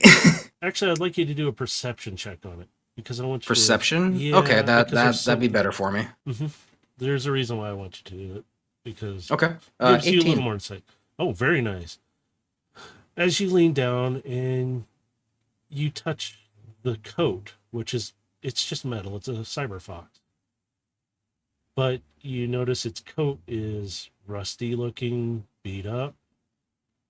You notice the frothing around the mouth. You recognize this as what would be known as a Cybertronian rabies kind of thing. It happens when they get into some bad stuff that has some nasty kind of rust-like material in it. Or somebody did this on purpose. Sometimes they do that because they got nothing better to do on Cybertron. But you check it over, you look at it, it looks malnourished, hasn't had a lot of energy or any kind of food in a while. I just kind of lay my hand on the cyber fox, and I just say to it, "At least now you're at peace." And its body is just cold and empty, and it kind of is, you notice it's turning more gray. It fades to this gray. Like you just released it from its pain. I kind of look around. Is there any place I can maybe bury the dog? Over in the direction where it came from, there's a lot of like a dirt area, because on this version of Cybertron, there is a bit of organic material around. It's a dirt area near a junk pile that you could dig up if you wanted to and bury it there. I just dig like a shallow grave for it. I don't do like a very deep one, but I dig enough to kind of lay it into the dirt and then just gently cover it. All right. And I give it a burial, and I kind of stand over it and just give it a solemn bow. With your perception, it's a pretty high perception, so with your perception, after you do this, you notice as you come up from your bow, a little bit of a sparkle coming from where it's laying. And it's like you see something rise up. It's very faded, but you can't see it, and then all of a sudden it turns into like little sparkles and dust and disappears. I just kind of watch it happen, and I get a sense of relief knowing that this creature is now at peace. All right. And nice. I make my way back to the ship. All right. So you get back to the ship. Overload, is there anything you wanted to do or needed to do before you set off for your next destination? I will flip back to here and do this. Oops. I gotta get the page back. That's what I roll. There we go. Okay. No wonder. I got the fog thing. Sorry. Hang on. There we go. All right. So, what did I just say? Oh, yeah. Actually, what's going to happen is, Gilgamesh, you're getting back to the ship. Overload, where are you at in the ship right now? I probably would have gone down to the infirmary to give Timmy the welding tools. All right. So, what do you guys want to do now? Do you want to set off for Luna 1? Or do you want to go to another location? Because you have Luna 2 as well, but really the map is pointing towards Luna 1 right now. I would assume just go to Luna 1 since we don't have any other objectives currently. Yep, no sense dawdling and looking around for something we don't know about yet. And just remember, if you come back to Sparky's, you do have the bounty board and other trades that you can do while in progress of your current mission at any time. So I'm leaving that option up for you guys. But, Cool. All right. So with that, Gilgamesh, you're going to make your way up to the pilot, at least the cockpit, and get the ship ready to go. Overload, are you gonna join him up in the cockpit, or are you still dealing with Timmy with the welders? I mean, as soon as I dropped off the welding tools, I probably would have head back up to the bridge. Okay. All right. Do you guys want to set off for Luna 1 now? Yep, let's do it. All right. So as you progress, the ship rotates its engines, starts lifting off, and you take off for Luna 1, which won't take long. On the way there, Gilgamesh, do you tell Overload about the Turbofox incident, or do you just kind of keep that quiet to yourself? I keep that to myself unless I'm asked about it. All right. So you got a little bit of time. Do you guys want to ask each other anything or reminisce on something? Won't take long, but just enough time. Well, I mean, what kind of work did you do before you met me? You don't have to get Well, into let's dig in see. detail. I was taken in by the assassins, well, not the Assassins Guild, excuse me, the Thieves Guild at a young age. I took on many jobs, high and low, depending on who was offering, and, well, let's just say I've done my fair share of hard labor, thievery, assassination. What about you? Being an Well, ex-soldier and all. yeah, I used to lead a battalion for the Decepticons beforehand.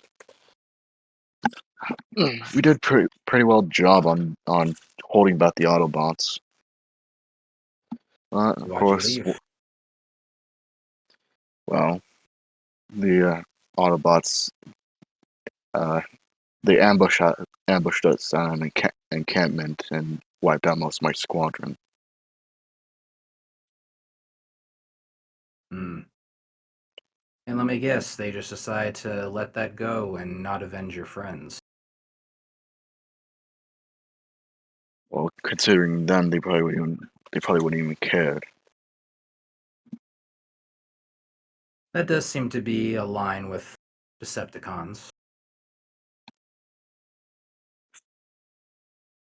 I share that understanding. Doing it for yourself, clawing your way to power. I can understand that. Sure, we'll go with that. You don't share those same values, though. You're different. Yes, well, the rest of that story is classified. We all have secrets, friend.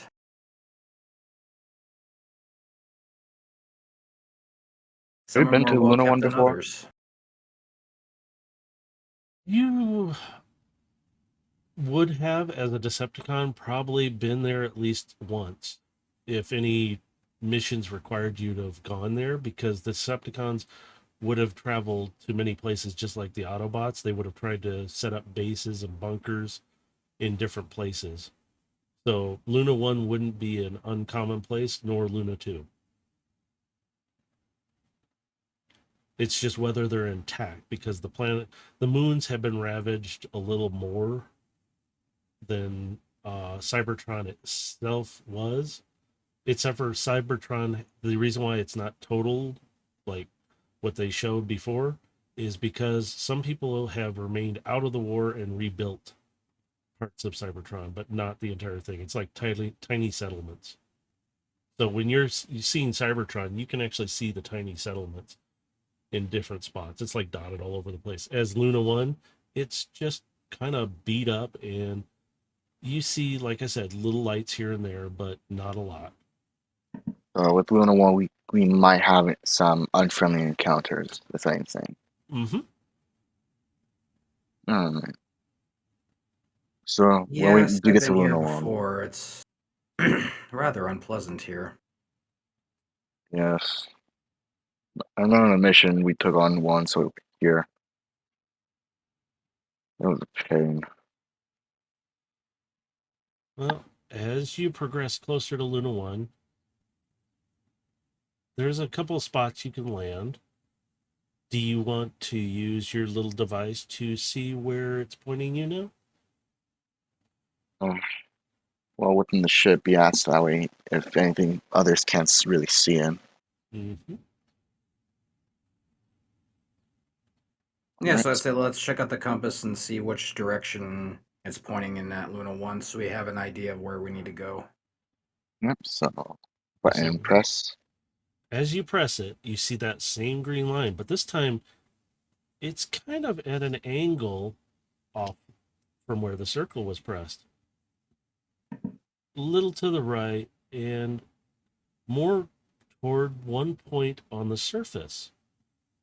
But you hear something. Beep. Beep. Beep. That Okay. son of a bitch. I start examining the compass. When you do this,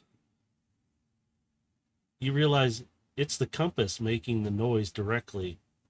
It's actually pinging a sound indicating the possibility you're getting closer to whatever it is. It's giving an audible tone. I start looking at the compass and trying to eyeball where on Luna 1 it's kind of pointing to, trying to eyeball an approximation to where it would be. But Gilgamesh, go ahead and roll an investigation check on the device anyway. 6. You don't really notice anything other than the device itself. Everything kind of looks as it is the way when you picked it up the first time. Just that green line is purplish line is kind of pointing in a direction and it's staying over here. And you have this audible beep now. You Huh. try and look for something. Thought it was booby trapped and I heard the beeping. Wouldn't surprise me with Sound Blaster. Bastard. Well, consider we're gonna be traveling. If anything, you can get within my storage area, at which then you can look at it while we go. All right. As you progress closer to Luna 1, you can't land real close because it's pretty torn up. There's no real landing base anymore for like platforms because they're all destroyed and damaged. And your ship doesn't transform to exactly just stand there. So you find an open-ish spot and you land Phoenix there. All right. I'll go ahead and call up Timmy to give them a bit of a report. Timmy comes up to the bridge and you're on the bridge still, correct? Yeah, we went Okay. then. All right. Timmy comes up to the bridge because there's an intercom on the ship, so you can call him up. Aye, aye, sir. What is it you need? Me and Gilgamesh will be heading off. We'll be going on foot to our mission location. I'll need you and the others to keep an eye on the ship and make sure no one unauthorized approaches. We will keep it locked down after you leave, sir. And we will notify you if possible if anybody approaches or anything. Good. Well, that'll be all. Alright, sir. Timmy walks back. You can hear him kind of telling the other two, Gung and Crux, just, hey, we need to keep things patched or battened down and keep everything locked up when they leave. And they're like, aye, aye. And they're just off and doing their things real quick. So they're literally making sure everything's locked tight and nobody's going to be able to do anything. It's good to have some free hands around. Yeah, they certainly have their uses. So you're going to make your way down to the hangar or the storage area? Yep. It's both. Going on to the hangar. So at this point, Overload, do you want to transform and get there? Because you're a good distance. You're probably, in human terms, about 2 miles away. In vehicle form, we would probably get there faster, and it'll be easier to, if we're getting there faster as well as having an active update on where the item is. I could get there faster in my vehicle form, so Yeah. I could get up ahead and scout the location. And it might be easier for like that because the terrain is going to be rough. For you, Overload, you can pretty much push through a good amount of it. There might be some stuff you might have to transform back and just hop around and then transform again back. That's it. It's really going to be simple travel this time, sort of. So while in the hangar, you guys are going to transform? Yeah. Yep. I wanted to use that so much. And Timmy's standing by the console. Opening door, sir. And Switch. I'm just revving my motorcycle engine. Oh, wait. Get the All right. deeper, huskier sound. Door opens and the ramp. Let's roll out. As soon as the doors drop, I immediately hit it in the high gear and just I was speed going to out. say, you could even have the door halfway down and ride out and jump out. I was going to say, make it cool. Yeah. But yeah, you both proceed out. doors closing up, sir. We will handle the ship. All and the right. Door. And you just quietly hear the locks engage because it's loud enough. And there's nothing around making hardly any sound.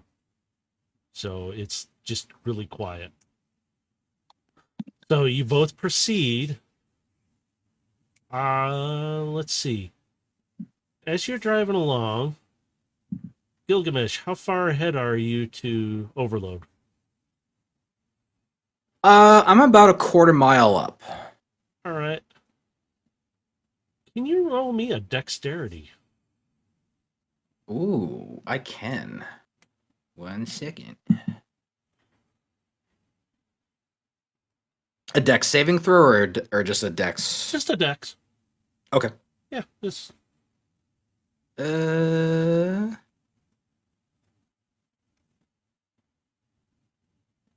very nice. Holy crap. As you're riding along, you see debris in front of you that's blocking the whole path. But you look off to the left and you see this, like, man, that looks like a ramp. I think I can take this. You hit your throttle and you just fly up it.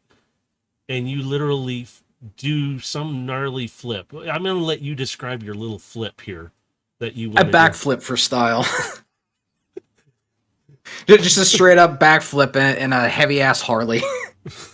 in this beautiful black and red looking gnarly Harley that just hits that thing. You fly up there and you do your backflip, and it sparkles in the light as you do, because you got a little bit of shiny rim there, so we got to throw that in.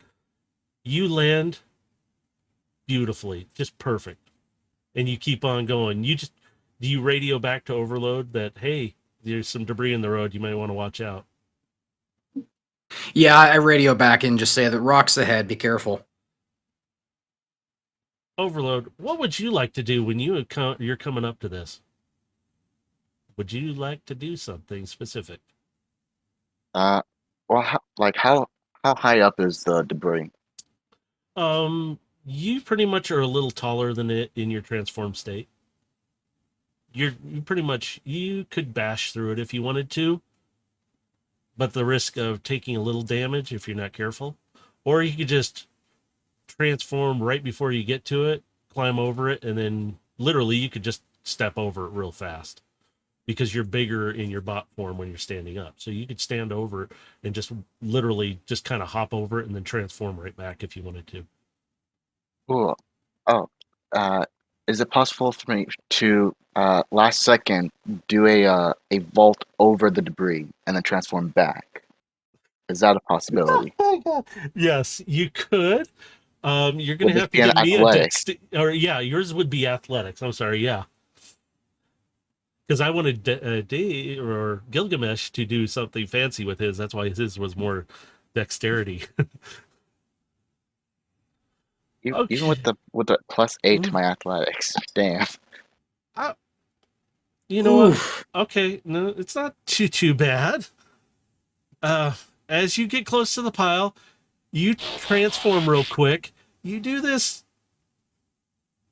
I'm gonna say, kind of looks like a funny flip, but you're kind of tripping over the pile, kind of looking real clumsy. You kind of land on your feet and you transform back real quick. I don't know how to describe it because I'm just laughing at it. You land back. Oh my god! Can you? I wasn't built for style. No, you weren't. Now I'm the daredevil here. I'm the one who looks flashy. I'm like, oh my god! Can you roll for some damage? Oh my god! Oh Jesus Christ! Still taking damage. Just a little bit of damage, not a lot. Emotional damage. Yeah, pretty much at this point, I think it's going to be pride more than anything. Oh, my pride. Alright, so I just roll a d20 then. Yeah, just roll like a d20. Yeah, that's fine. I actually remember how to actually input an actual one. It's all right. It's okay. It's Yeah, funny I how- don't know the dice commands either. I just use the Okay. button. Yeah, you can 11. go over to the left. Yeah. All right. You take about 11 damage from it. Oh, Ow. 'Cause you, That's more than a toe stubbing. it's kind of more of humiliation and damage a little bit. You kind of literally fumbled over that whole pile. Like, if you had literally dead stopped and gotten up, I would have probably just said, "You're fine, just transform and go back." I mean, can I counteract it by using my lay on hands? If you wish, I will allow it because you're not in combat right now. Alright, then I'll just use my lay on hands.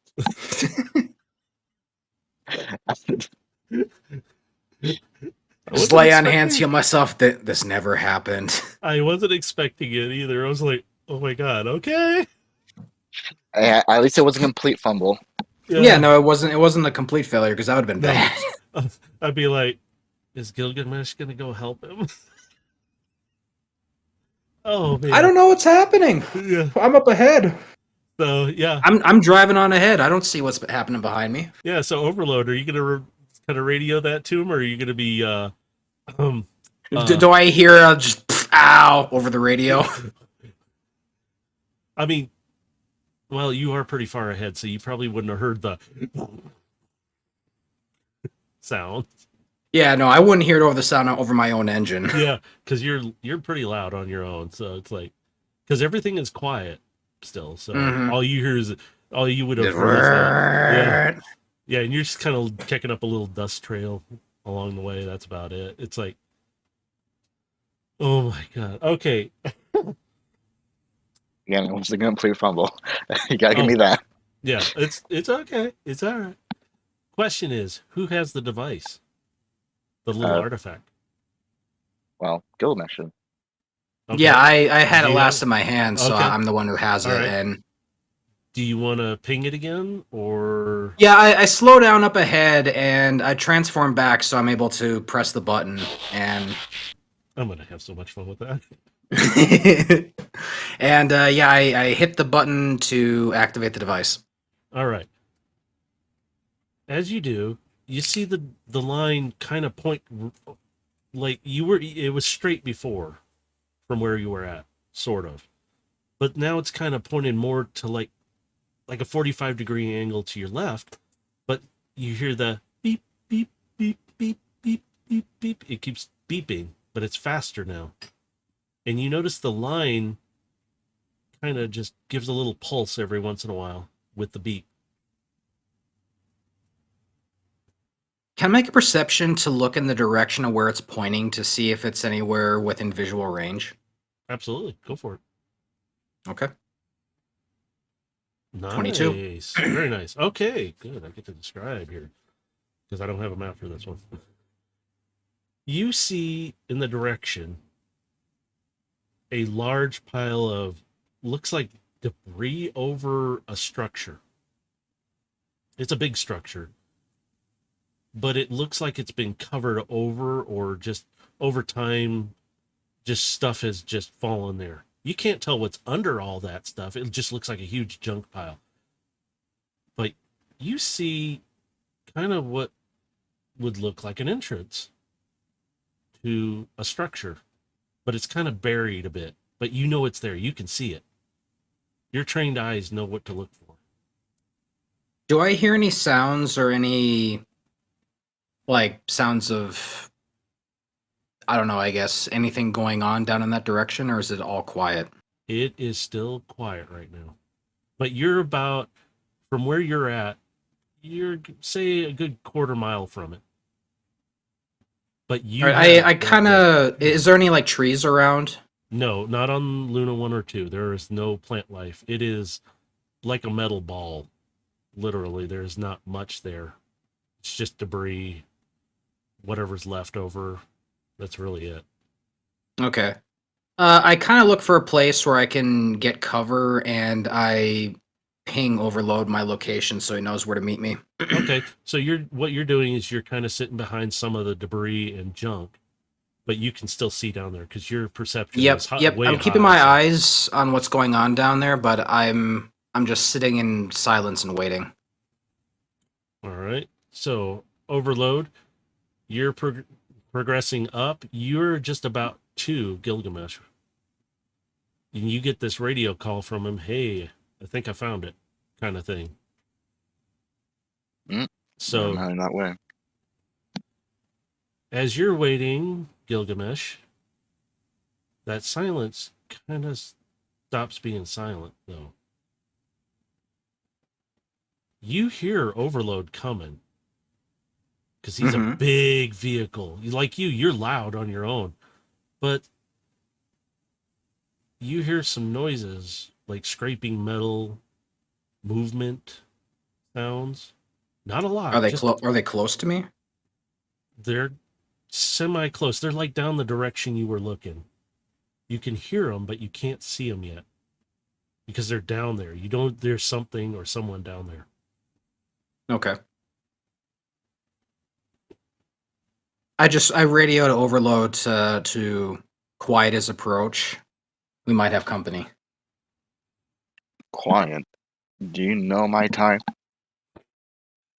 Well, you could transform. I'm aware of and your walk type, but that's why you should transform and walk quietly. I'm dropping hints because you guys are big and Transformers are...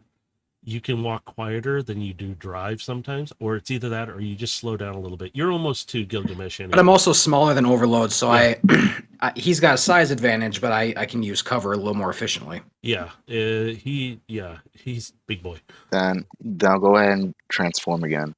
And So start heading over there. You're about 500 feet from Gilgamesh now. You can visibly see each other. I'm using human terms because if I try and use the Cybertronian measurement, I'm going to get confused. I'm just quietly, I'm looking at him and just kind of waving him over and like gesturing to get low. Yeah, okay, then I'll take a soldier's stance and head over there.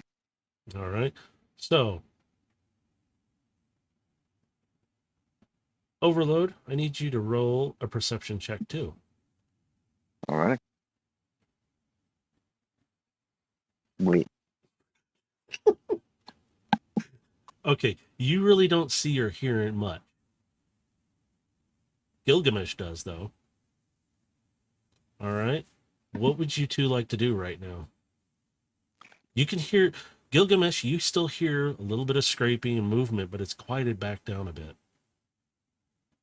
Can I stealth look over the ledge to see if I can get a visual on what's making the noise? Yes, give me a stealth check. Okay. I'll give you advantage on it too, because you are behind cover as well. Because I'm like, yeah. All right, that'd be That's 22. Yeah, that's good. You look over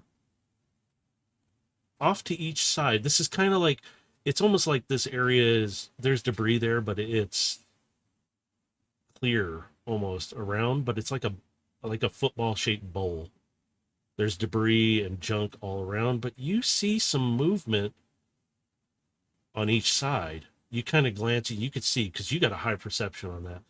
And you see a couple movement, like two, one on each side, down further. And you recognize them as scrappers. They're bandit scrappers, of all things. They usually don't bother you guys, but sometimes they like to try and get some extra scrap off, if you know what I mean. They don't mind taking an arm or two, or the whole thing.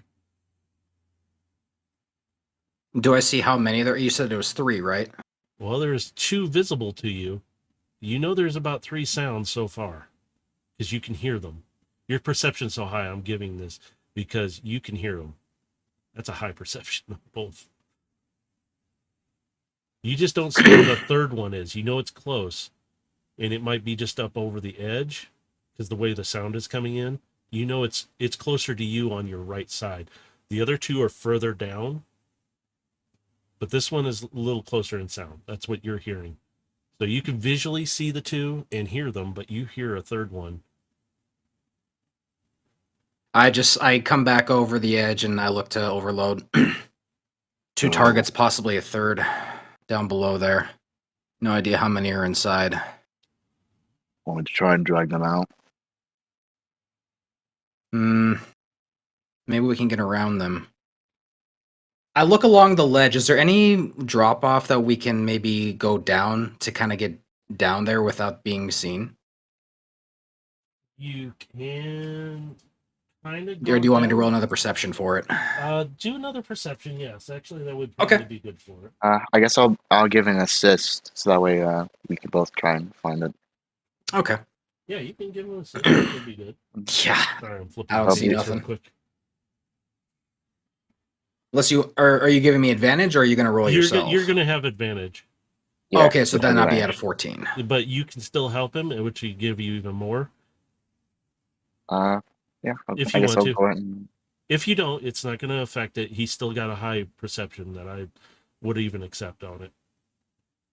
And at this point, though, you do see a path, Gilgamesh, that you could get through.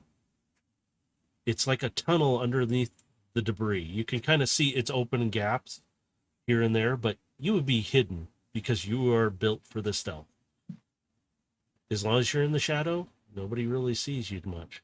So you could go through there, but Overload might not fit. He might be scraping and making a lot of noise if he goes through. It's not very big.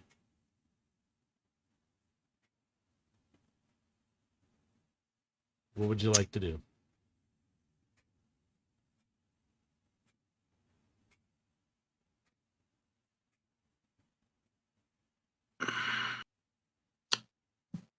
I need to read something here, so just give me a moment.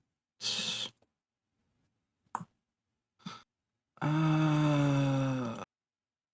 it? I mean, if anything, you can go down that little tunnel. I can go to the actual entrance, get their attention. You can easily get some backstabs in it. If I'm going to go down the tunnel, how close do I get to those 3?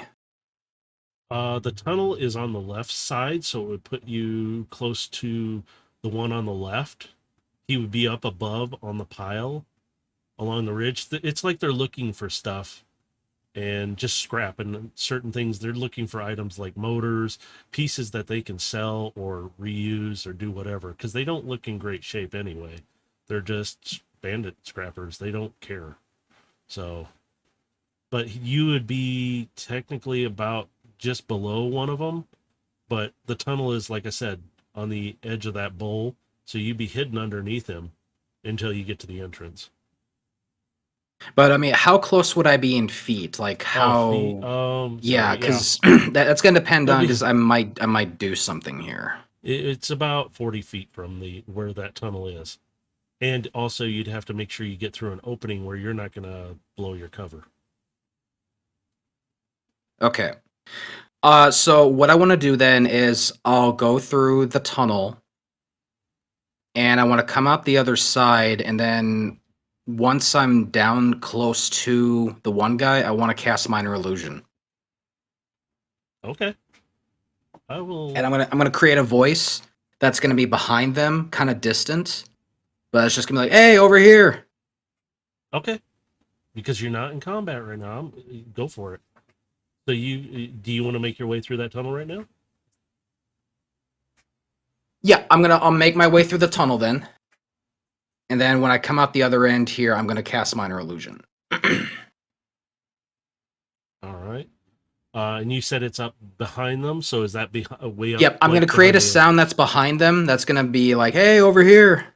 Okay, so that would draw them past the entrance and all that back that way. All Yep. right. Let me see what. No, they're fucking dumb as a box of rocks. Never mind.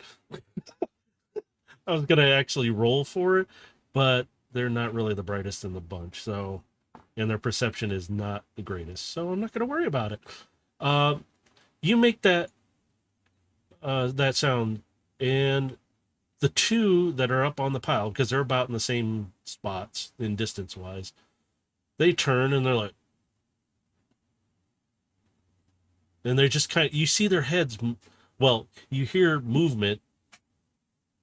For Overload, you probably can still see them. You see their heads just move back and forth, and they look at each other from a distance, kind of an angle, and all of a sudden you see them just sprint off in that direction. And it gets quieter and quieter. They kind of get distracted and run off. They're drawn away. They're not far, but they're far enough away that they hopefully will not be a problem for you. And as they begin to move, I radio to Overload. All right, let's move. All right. So okay, as Gilgamesh, as you step out, you see this buried entrance. The only reason, again, your perception was high, you saw it. Problem is there's debris in the way, so you're gonna have to move a few things. There's like a huge scaffolding thing that's kind of tipped over. There's some other stuff there that's blocks of stuff that are kind of in the way. You just need enough room for both of you to get through, though. Is there any way I can just kind of like walk around the debris? Like not try to go through it, but go around it? You can kind of, well, it's kind of burying the entrance. So it's like covered over a bit. So you technically, in your size, could fit through or squeeze through one portion of it. It's like an opening. Overload, again, he's such a big guy, he won't be able to fit through. But he is strong enough, he could probably move one section of it and be able to get in.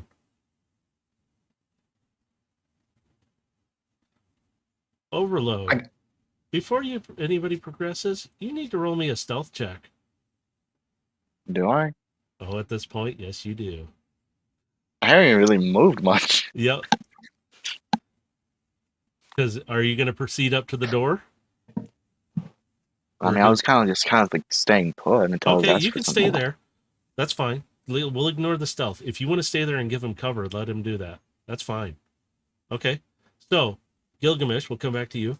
Since nobody's seeing, you still hear the one scraping sound back there because now you're in front of it, off to the right.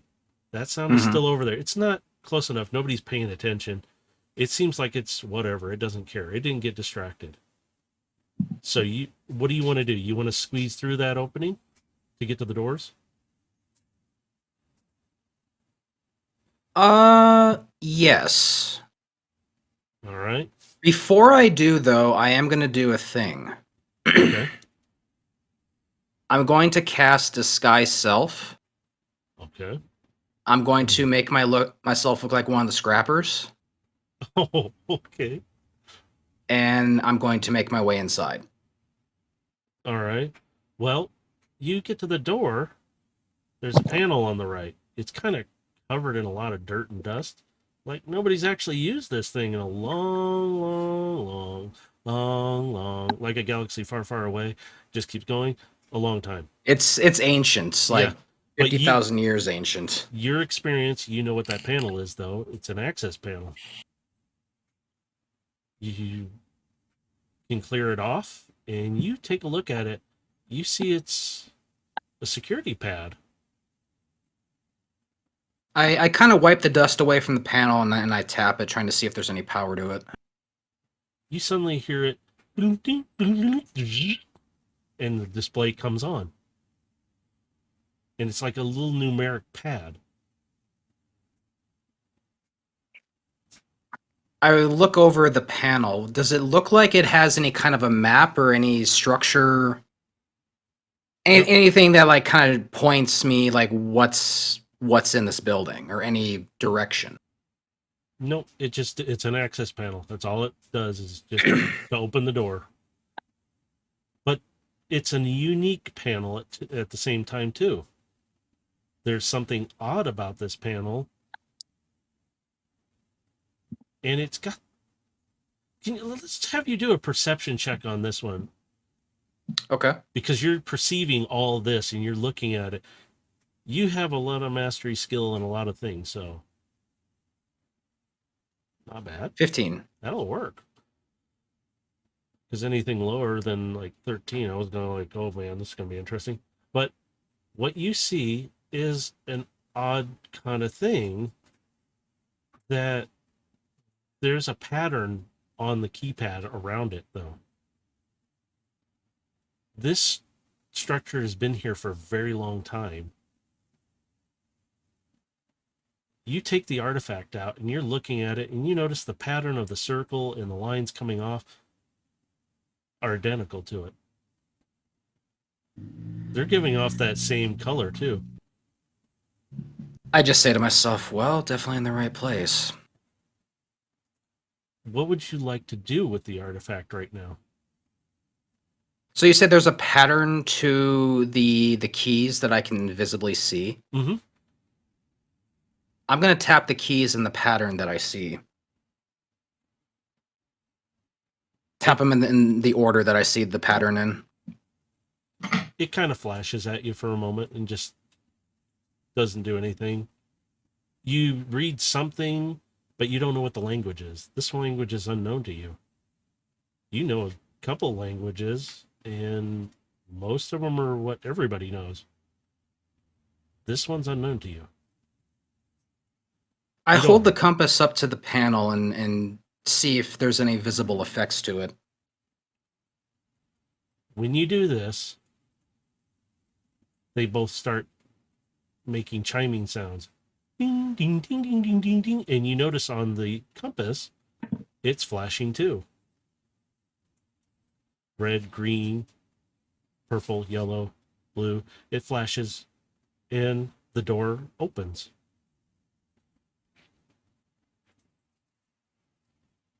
I just kind of pocket the compass and I not quite step into the room, but I kind of like peek my head in and I'm observing for any noticeable traps. All right. Do another perception check. Okay. Because you're going to perceive a lot in this. Nice. 17. You guys are rolling really well on these. All right. As you Don't jinx it. No. As you look in, you see a old, well, looks like pathway tunnel. Not carved out, but it's been constructed, and you see the same writing you saw on the panel written on certain spots on the wall right near the entrance as you're coming in. Like they're etched in. Whereas most of Cybertron, most of your signs and stuff are LCD kind of looking transparent signs that are lit up that have Cybertronian on them. You don't recognize this language still. Are there any noticeable traps on the floor that I can see? From what you can tell, there isn't any kind of panels. It looks just like a hallway, nothing out of the ordinary. I'll pull my short sword from its scabbard and I'll just kind of poke the floor, like try to poke the floor panels a little bit just to see if there's any pressure traps. When you do this, just you hear the blade hitting the surface. Nothing happens. It's dark down this tunnel, so you're only seeing so much of the light coming in.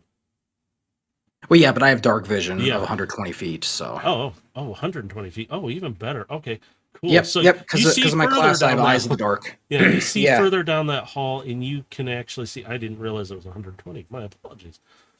Yep, I have eyes of the dark. You see a T at the end. You can see that from where you're at. And you still see some of this writing here and there on the walls.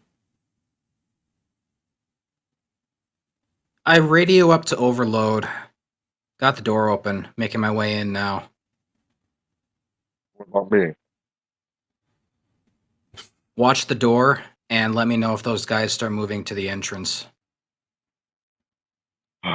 Fine. Hey, you may have to fight them. Don't get too bent out of shape. As you step Believe in, me, I'm hoping for a fight. yeah, as you step in, as he's responding back to you, the doors close. You lose radio contact. All you heard was static on the last part of it.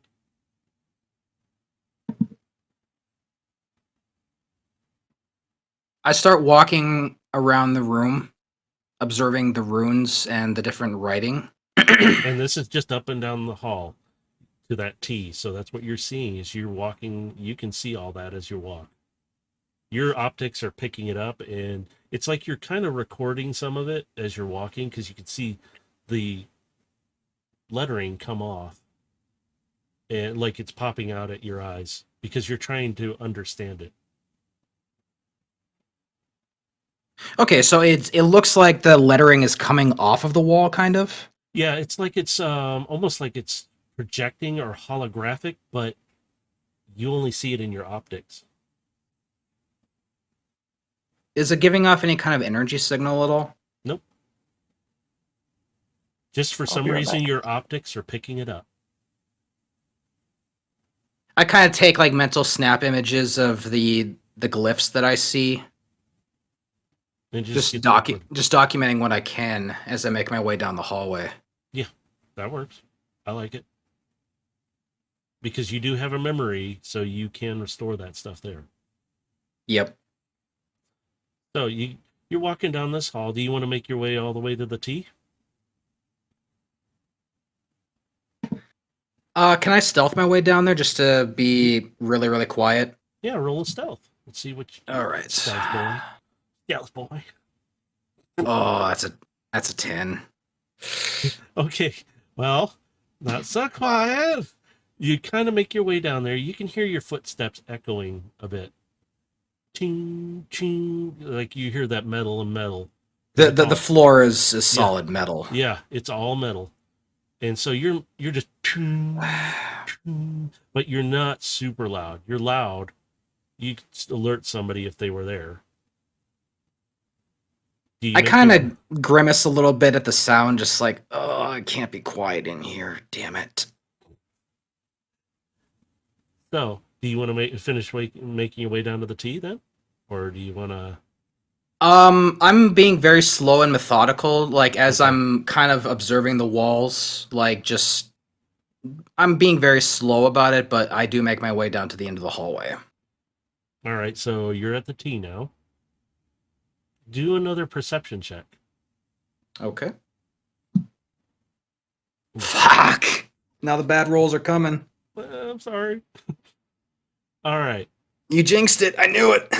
As you look left and right, you see the hall kind of goes just about maybe 10 feet or so on both sides, and it turns back to the right. And you see a glowing, kind of like not a golden, but it's like a goldenish yellow light from both sides. I approach the light slowly. All right, so you're coming up to which side are you going to, left or right?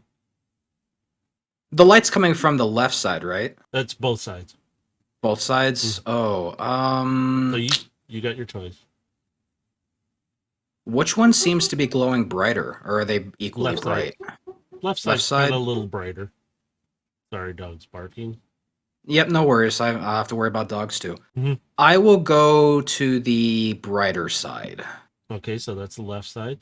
So Yep. you're making your way over there, and you hear from your feet, Not as loud though when you're walking that way. It's kind of quieted down. Do you want to peek around the corner toward the light direction, or? Yeah, I want to kind of like put my back to the wall and kind of peek around the corner a little bit. All right, go ahead and roll. Let's do another perception for it. Okay. I'll give you advantage because you are behind cover in a sense in everything. All right, so that'd be a It's 16. That's nice. As you peer around, you see a room. Kind of, you're looking around and it looks bigger than it does. It's a pyramid style inside of it, but it looks way bigger. But it's not really that big. It's the illusion of it. Is there Nobody's- something sitting at the center of the room? From your angle, you can kind of see there's something there, and it's kind of glowing a little bit, but you don't know what it is because it's very bright. But as you look around, because your perception's high enough, you notice the room is, you feel kind of like a vibration. It's not strong, just like this.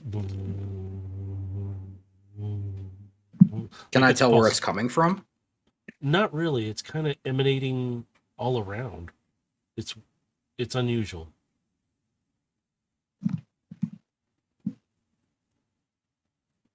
What would you like to do? I'm checking the walls in the hallway for any visible traps as I make my way down the hallway.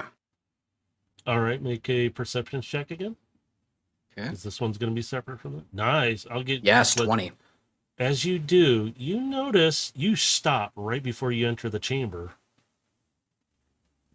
There's something odd in front of you. You can see it because you've kicked up a lot of dust. There hasn't been anybody in this structure in a very long time. So you kicked up a little bit of dust, and your optics suddenly pick it up real quick, and you're inches from it, like an inch from your nose.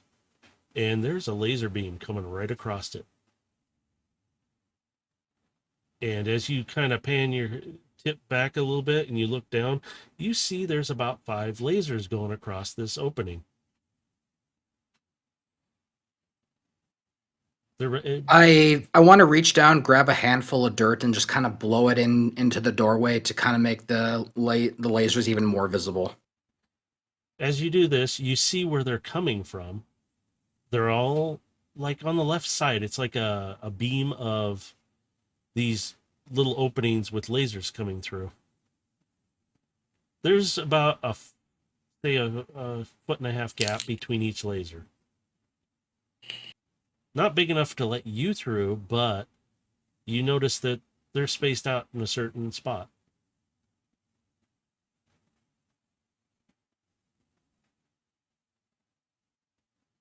I'm observing where these lasers are coming out from, trying to see if there's a power source that I might be able to tap into. What's your perception? I'm gonna say, because you're rolling high perceptions. Holy crap!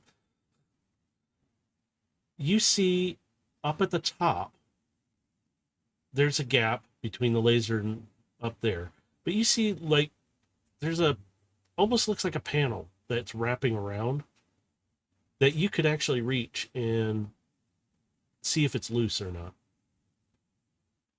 Okay, I want to reach for that panel. Okay, as you do, it moves. You might have to put a little effort into getting it off. Okay, I just kind of grab it, give it like a little twist, and gently like kind of pull it back. As you do, you hear the ching, ching, and you pull it away, and there's some conduit running through there. Like a little, you can see some wires and such, but you see the conduit running through it down into those lasers. You can't see where it's going to because it's on the other side of the wall, but you know it's hooked to It's something. passing power through this conduit. Mm-hmm. What would you like to do? I'm going to take my energy rapier and I'm going to cut the wires. Okay, let me see. How about we do a dexterity roll on that one? Ooh. Because you're gonna have to be delicate here. Okay. Holy 25. shit. Oh my god. Okay, you just cut the wires. And it shuts the lasers off. You're good. Honestly, medieval traps these days. Oh yeah. And I just kind of put the energy rapier away. Do you want to check to make sure the lasers are off? The dust, I'm assuming, is still kicked up, so there Yeah, should still be like a yeah. cloud of dust kind of. I'm just teasing you. I'm like, no, you don't even have to bother with that dexterity. No, forget it. So I'm assuming you want to step in. Yeah, seeing the lasers are turned off, I am going to step in. Okay. And I'm gonna stand there and quietly listen for a moment. That same tone is.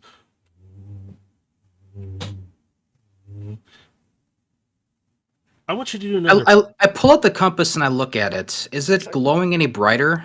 Thank you. I was going to have you do a perception for it, but you pulled it out on your own. Okay. As you pull it out, you realize it's vibrating in your hand. You haven't hit the button yet.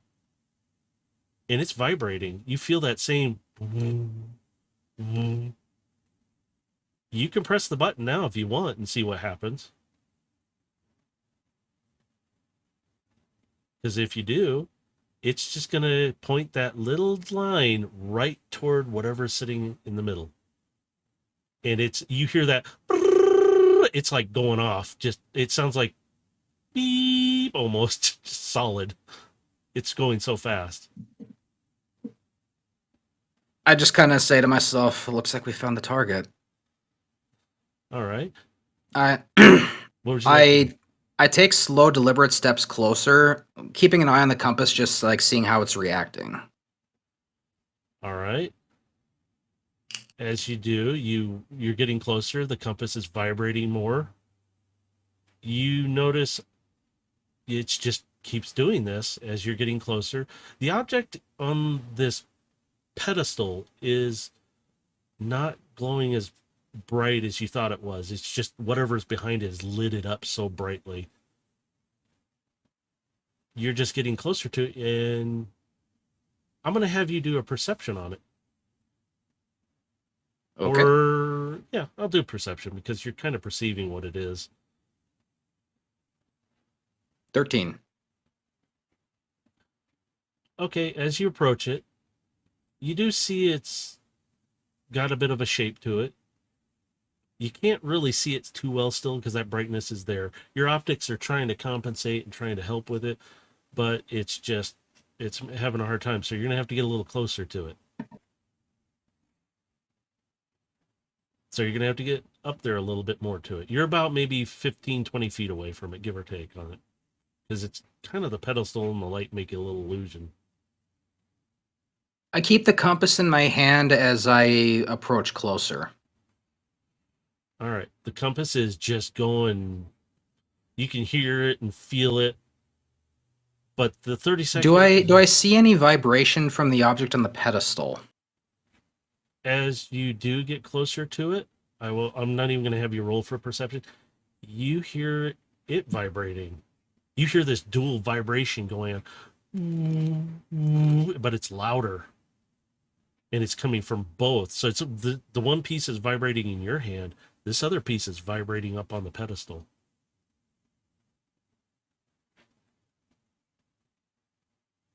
I'm going to hold the compass out in front of me, and I'm going to approach it closer. Okay, so how close are you to the pedestal right now? I'd say I'm probably going to get about to 10 feet. Okay. How are you holding the compass piece? Are you holding it I'm outward, holding it palm, straight or? outward in front of me, just Okay. like arms stretched, like it's out in front of me. Okay, so that'll actually put it closer to the pedestal. So at this point, you just hear this, and it's kind of sounds like a razor being cut, like your hair being cut, and you hear it real close. It sounds like that, just intense. Are they trying to pull together at all? Is there like any kind of a pull as I get closer to it? You feel something. You feel it like tugging here and there. How far away are you now? I'll move up to 5 feet. All of a sudden, off the pedestal, and right into your hand, and it connects to the other piece. It stops vibrating, it stops doing everything. It's just quiet again. I observe it. How much has it changed? You noticed it's like added on another piece. It's added on. You don't know how many pieces are missing, really. But you notice it's made more of a puzzle like picture on the back, the smooth side where you've been pressing the circle button. You see more of a pattern now. And it's added to it. As you do this, we're going to go over to Overload. Yay. Overload. I need you to do a perception check. Alrighty. Finally, some action. Sorry, I didn't have you. It was kind of tense. Oh my God. Wait, I'm going to give you the advantage because you are technically still sitting behind cover. Yeah, realized so that. 15. So, Whoa. yeah, because I forgot, you guys have been behind cover. I got to remember, you get advantage there because nobody sees you. Nobody knows what you're doing.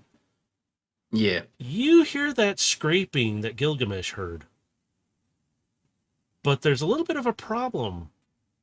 You hear the other two scraping again. The scraping of metal, movement of metal, just chink, chink. Which are, But they're closer on the right side. They're all, like, you hear sound all off to the right side. You just don't know where exactly at. consider I don't really know where it's happening. I guess I'll have my sword ready. All right. Like, the most I can think of is probably bandits approaching or something. As you are standing there, or you're crouched pretty much behind cover, suddenly, behind you, you hear scraping. Like something being dragged. Dart around to see what's happening. As you do, you see one of the bandit scrappers. This one is a little different, though. He's just dragging along a huge piece of scrap. Looks like part of a motor and some circuit board on a piece of metal. He doesn't notice you right then. You're still in cover, but he's about 20 feet from you right now. What do you want to do? Can I try to quietly approach him? Give me a stealth. Yeeks. Uh-oh. I'm a very clumsy tiger approaching. You stand up and you go to approach, and he hears you move. It's just like, and he just turns and looks, and they ain't pretty looking. Like I said, they're pretty beat up, they're rusty looking, they're nasty. He just looks at you for a moment and just lets out this siren-like wail. And you hear it, and it echoes, and then suddenly you hear the three scrapings from behind you just stopped. Would I hear that being as loud as it is inside the... Nope. Okay. No radio signals, that whatever. No, not radio. I'm just saying, Yeah. like, noise. Like, I would know. I hear that? Yeah, it's just like the radio signals. It just cut out all sound as well. So you don't hear anything other than what's inside this temple, in a sense. So you're not hearing anything. You don't even hear thumps or booms. Like I said, it's an illusionary Okay. temple for you. So you don't even know what's happening right now. Okay. So Finally, some Overload, action. I need you to roll me initiative. 13. Okay, he gets to go first. Yay! So he drops his trailer of stuff. He pulls out this rusty looking, ugly, what used to be some kind of energon blade, but has no energon in it. And he runs up because he has to get in range of you. So he's in within the 5 feet. He takes a swipe at you. Let's see. Oh, shit. I'm not going to ask if a 20 hits you. Ah. Natural 20. Ouch. Oh, fuck. Ah. 15 damage? That's Um, I'm only going to count the 15 because he shouldn't be actually hitting that hard. Jesus Christ. Dude, you don't have that much hit power. What the hell? I'm gonna see if there's anything I can do. More likely there isn't.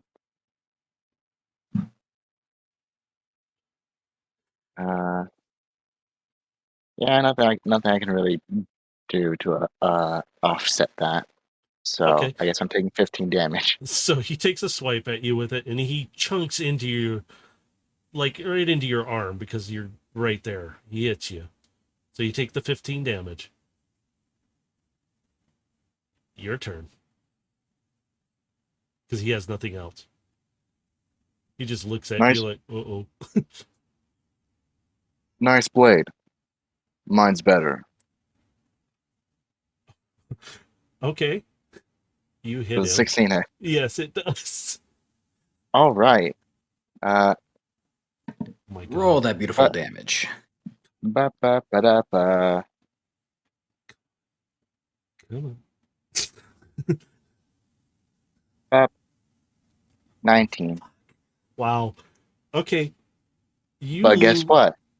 Oh no. I got an extra But attack. that's not all. Oh my God. You take your swipe, you do 19 of damage. Right now, he don't look pretty. 21. Oh my God. I'm not even going to have you roll for damage. Not even, don't even worry about it. I mean, I could also go for some overkill. Well, if you want to make it glamorous, but remember, the other 3 sounds stop. I'm just giving you a warning. Well, they're more likely coming for me. Mm-hmm. So, I mean, So, boop. describe how you're finishing him, Overload. Just All right. So, He's right there in front of you. Gatling gun just straight in his face. all right. So the way this is going to be styled is God. with one hand, I'm going to slash down his torso, and then go on more like an X shape, My God. and then out of both my shoulders, the auto turrets just fire up into like into the open wounds. Oh my God. Okay, as you decimate this scrapper into the surface of this planet or satellite. Oh my God. You turned him into a new space rock. Yeah, he's there ain't much left of him. You hear a bit of scraping behind you. I'm just gonna turn around. Who's next? You see 3 of the bandit scrappers. One's bigger than the other. He's a little bit bigger, chunky boy. The other 2, they just look at each other and bolt. They took off. They saw you what you just did to their buddy, and they're like, "Nope, we're out." So Bye. while this is going on, because I now have the piece, I am going to start making my way back to the entrance. Okay, well, it's a good thing because now we're going to switch back to you real quick because he's squaring off with somebody there. It's gonna be a one-side slaughter. As you go to start to leave, Gilgamesh, you suddenly notice the light starts to dim in this structure, this pyramid structure, and you realize it's really not that big. If you had jumped, you could have just tapped the ceiling with your hand, like tap, because it's a pyramid shape inside, but it's not that big. It's really small. Wait, so just so I understand, did the room size change? Nope, it was an illusion. It made it look massive in some sense, but it wasn't really that big. It was actually smaller. It's an illusionary chamber, is what it is. I kind of look around the room a little bit and just be like, all right, questions for later. I pocket the compass and I start booking it. As you do, the lights keep dimming, and they're almost out by the time you get to the T section, and it's just I'm dark. booking it at this point. As you get to the entrance where you came in at, the panel isn't lit up. There's one on the inside, too. It's not lit up right now. The doors are closed. What are you going to do? I pull out the compass and I hold it to the panel again. Thank you. It's like, oh, please. It lights up the panel a little bit, and it's like it's struggling, but you see the two pieces together. Suddenly, they just look like a rainbow of colors flashing away. And it's just going, and the door cracks open just enough, but not enough for you to squeeze through. Son of a bitch. What do you want? I approach the doors and I'm going to try and pull one of them, like both hands, like pulling one side of it. Try to pull it open as much as I can. Okay, give me a strength save on this one. Okay. Or strength, just in general, anything at this point, because it's like, crap. 11. Okay, the door moves a little bit, but it's still not enough. While you're fighting with the door, we're going to switch back over to Overload. I'm just like pulling on the door. Son of a bitch! Yeah. Now, with the door cracked, you suddenly you hear sound, and you can make a radio check on this one right now if you want. So you could radio All right. Overload. Hey, I have it. Yep, so I just kind of like peek my head out a little bit and just radio to Overload. Got the piece. What's going on? Fighting. As you Okay. he says that, you hear this. The big one jumped down from where it was and landed. I want to do a thing. All right, what's this thing? Let's see. I'm going to take my energy rapier and I'm going to cut a hole into the side of the door and make the entrance a little bigger for me to squeeze through. All right. Let's see. What would we do? That would probably be. Let's do another strength check on it. Just should cut through fairly easy though. Oh, 14. Okay, so you cut enough of an opening for yourself to start squeezing through. All right, I squeeze through the hole and I come up the ramp. Where's Overload at? Well, you still have the debris where you got to step through. Did you go through that yet? Because I'm like kind of peeking around that corner, like just trying to get a visual before anyone else sees me. They're literally squaring off from each other right now. They're just like 20 feet from each other, just looking at each other. Are their backs to me? Nope. Because the way they approached, they came from the right side, and Overload was right there, and this one dropped down. The other one came up from behind him without even anything, because it was doing whatever. But this one, they're just squaring off. You're just looking at them like two behemoths ready to go pound each other. Overload, what do you want to do right now? Because I'm gonna let you do this. I'll have you roll for initiative. I'm gonna wait to roll at all for this one. you want me to roll too? You're still about 60 feet away, so it's going to be kind of hard for you, unless you're going to try something at a distance.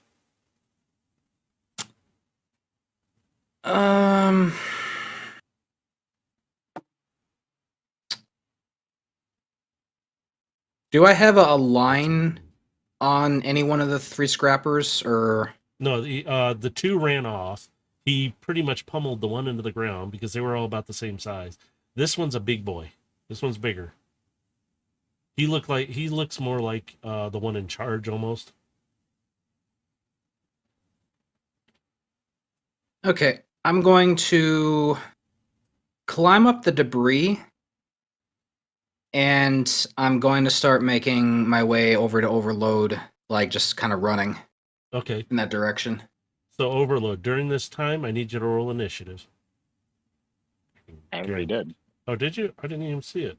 I mean, oh, do I need to roll another one? You need to roll another one for this because it was a set. In a sense, it's one battle, but it's 2 separate. Okay. battles. Just go ahead and roll another one. I don't think. Yeah, you're still going first. 11. What do you want to Yay. Bonus action, Hunter's Mark. do? It's 90 feet. Oh God. And You already know who he's targeting, so That's easy Yeah. enough. Let's go for it. Go for it.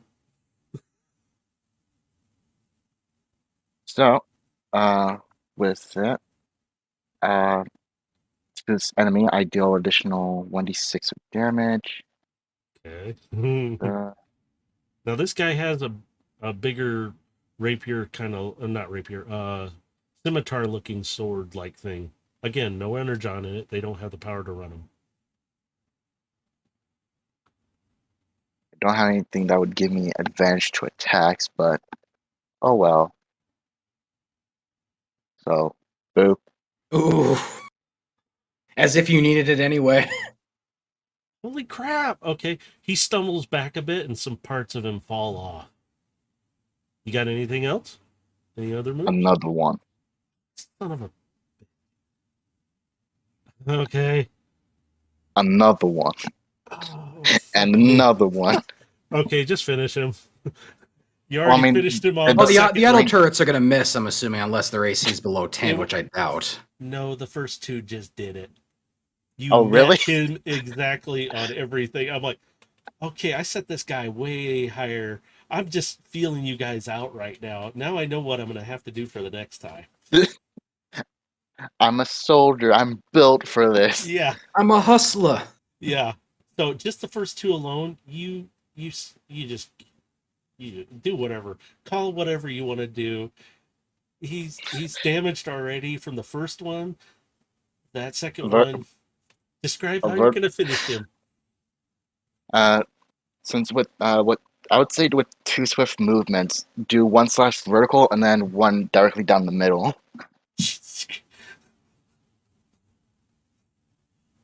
Okay. Anything else on this platter? I mean, Holy besides from the gunshots, I mean that's pretty much it.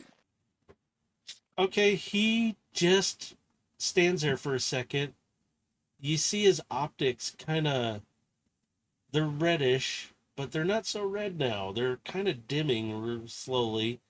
And he's like opening his mouth to say something. And he just falls apart. And the optics go dark and he starts turning gray.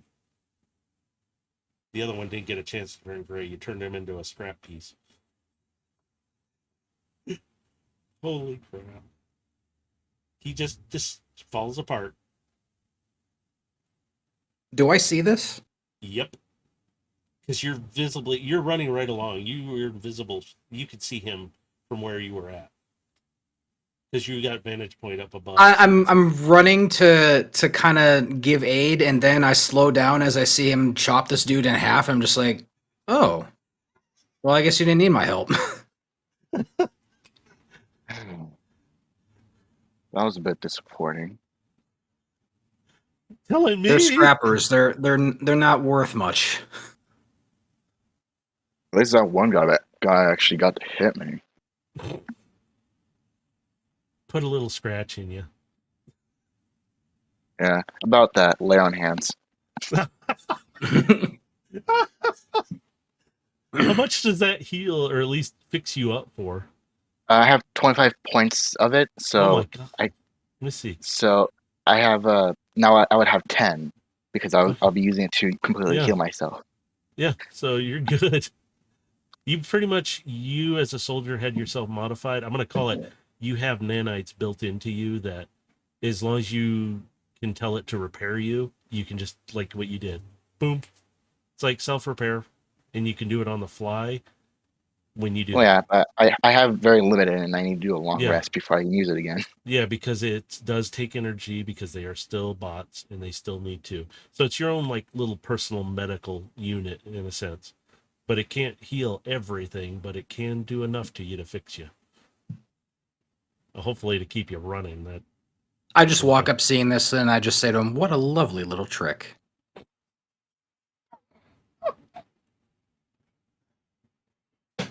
Oh my god. Okay. As the sun is coming over, it's giving off a nice blue hue of light, lighting up even more of the area. You hear a sound. The rumble. And it's just like it sounds like something imploding on itself. As you look down the path where you just came from, Gilgamesh, it looks like the temple is just collapsing in on itself. My eyes just kind of widen and I just turn back to Overload. I didn't do it.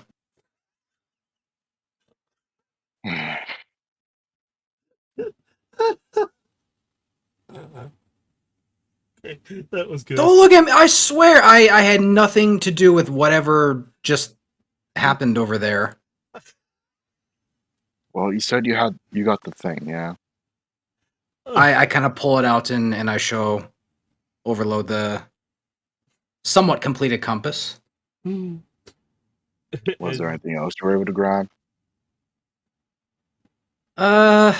Nothing tangible, but and I just kind of tap to my forehead. Got some images. Be worth looking at later. Oh my god. Okay. You guys want to make your way back to the ship now? Yeah. Yeah, Cool. I'd say let's make haste now that daylight's come. And you can also press the button on it and see what happens too if you wish. I'm giving you options. I'll save that for later when we get back to the Okay. ship. I'm not going to have you do the travel thing back unless you guys want to do some stunt tricks. Gilgamesh. I mean, I'm carrying an important artifact on me. I'm gonna be a little more careful just because precious cargo on board. All right, fine. All right, so you make your way back to the ship. Timmy opens up the cargo door. Ahoy, Captain. Ship's all shipshape. Nobody bothered us. Good to hear. We got what we came for, so get the engines ready. Alright, Captain. I'll have Gunka get right to it. And Crux. Make sure it's shipshape. As you do that, Timmy closes up the door, make sure it's closed. He stands there as a guard almost, like watching it close. There's a reason that he's done that. And I'll explain that later. But you two, where are you going to make your way to? Standing in the cargo hold as we approach and the doors close, I kind of pull out the compass and I look at it and I'll tap the button. You notice it lit up, but it didn't do anything this time. It just lit up briefly and then faded away. But there's more to the piece, and you notice the line connecting over. It goes to another. Is there another button on the piece that we pulled from the thing? Yep. That's where the other line goes to. I kind of trace that line with my finger a little bit, and then I follow it, and then I'll tap the button that it leads to. You notice it lights up too. It stays a little longer, but it's blue when it lit up. It stays for about maybe 5 to 10 seconds. It just kind of glows there and then it fades back out.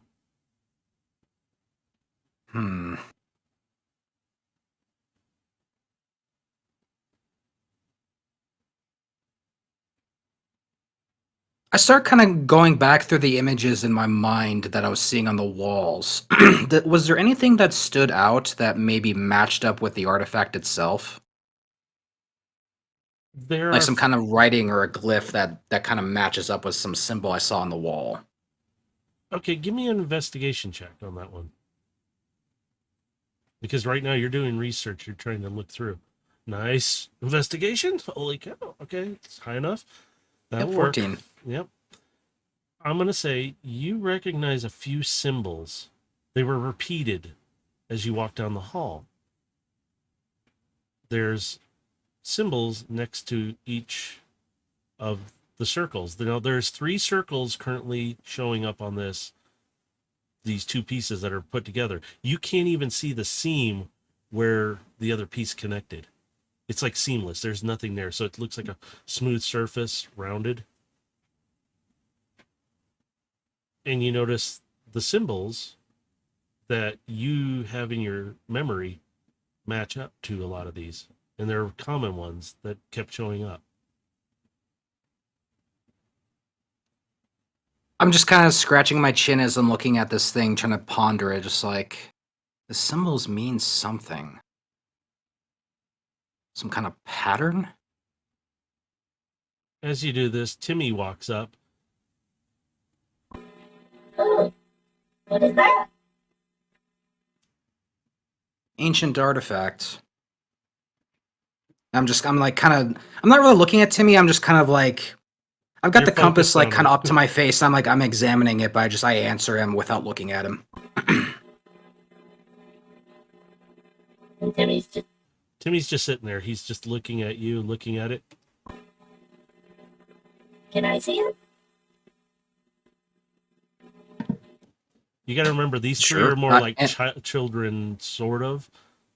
They have an adult information or adult Cybertronian in them, but they're kind of mentality. They're kind of a little bit childlike. So I set the compass down on the table in front of him, Timmy. Timmy picks it up and he starts pressing the circles. And suddenly, zap! And it shocks his hand. He drops it back to the table.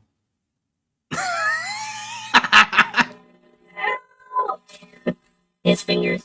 His fingers are currently a little singed right now. That's why you shouldn't touch the stuff you don't fully understand. No. I'm going to work on ship. And he You'll be walks fine, off. walk it off. He just walks away. He doesn't say anything. Just you hear a little bit of grumbling noise from him. Just real quiet. Yeah, I just get back to looking at the compass and just say to myself, life lesson learned.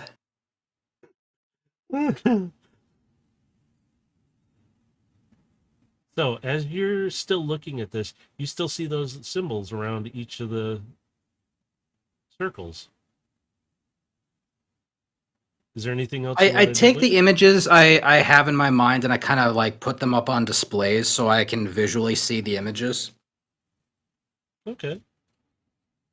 Overlay, are you seeing him do this? Or are you elsewhere? I'm a bit distracted. Sorry. Oh, it's all right. Oh, what are you asking? If he's projecting up what he's seeing in the temple, the writing and everything, because he's seeing the symbols on the map piece itself. Oh, Or yeah, I compass probably piece. would have been up there to check it because I can't really refuel my nanites. So Okay, you can go right to, like, say, the med bay to do it, or your quarters. If you wanted to recharge yourself, in a sense. If you needed time to rest. I mean, like it says, I have to take a long rest. Yeah, and right now this will give you a bit of a long rest between locations in that. So you'll be good. Once you get this kind of figured out, you can go to either place because you have a charging bed in your quarters, and then you also technically the med bay is a charging bed as well because whoever is getting worked on still needs to be charged up and kept powered. Okay, So- then I probably would have checked in on that situation first, and then done my recharge if anything. Okay, that works. So as you're both looking at this, you see the symbols. Overload, go ahead and you give me an investigation check on this. All right, See what you find. Oh, shit. 16. Okay. Wow. All right. So as you're looking at these symbols and you look at the piece and you look back up, you're just kind of like, And you notice this pattern as well. You kind of just reach over. You press the one that Gilgamesh had pressed the last time, which was that blue one. It stays lit. You don't go to the one you originally pressed. You notice the symbol and press the third one, and it goes like almost like a pinkish purple, and it stays lit. The line between lights up with a combination of the colors. As you go up to the one that you originally started with, you press it. It lights up again with that purplish green coloring. And all of a sudden, there's another line again. This time, it's pointing in a whole other direction now.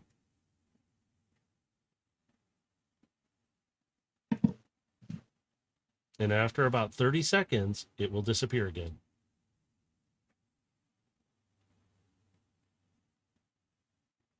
Based on where we saw it pointing, do we have any idea what direction it's pointing to? Like, is it pointing to Cybertron? Is it pointing to one of the moons? Is it pointing out to space?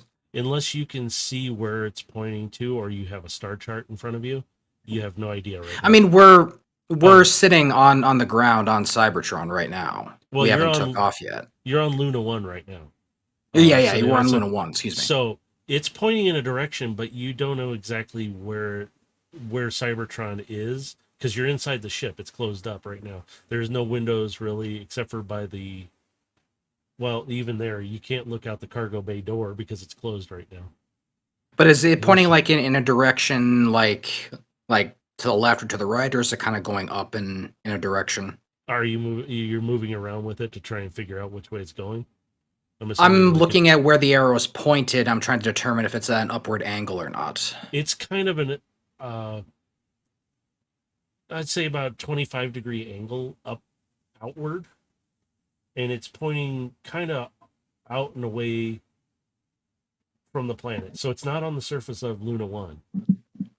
It's pointing off the horizon line. Mm-hmm. Yeah. Okay, so yeah. Because if you tip it forward, you notice the line stays in that angle, no matter which way you tip this and move it. Because right now, if you're holding it in your palm, it's just kind of about 25 degrees shooting out that way. And if you tip so it, just knowing the position of where we're sitting and where the horizon line sits, I can determine that it's got to be somewhere off the moon. Mm-hmm. Yes. Okay. Absolutely. I will give you that with that investigation because you guys did at least roll in the decent. Well, I'm also basing this off of what Overlord found in his perception and what he was able to do. So because you were both able to perceive, you picked up the symbols, he picked up off of that, and between the two of you, you were able to figure that out. So it's like you're kind of giving him an assist on top of it, and it's like, oh yeah, wait a minute, I see it too. Hang on, let's try this. Boop, boop. Otherwise, I would have told you that shock that Timmy got was light. Remember what you got to remember back to what Sound Blaster said. So it would have given you another shock, but it would have been worse. It's not nice. I don't like it. I don't know why I made this. It's dangerous.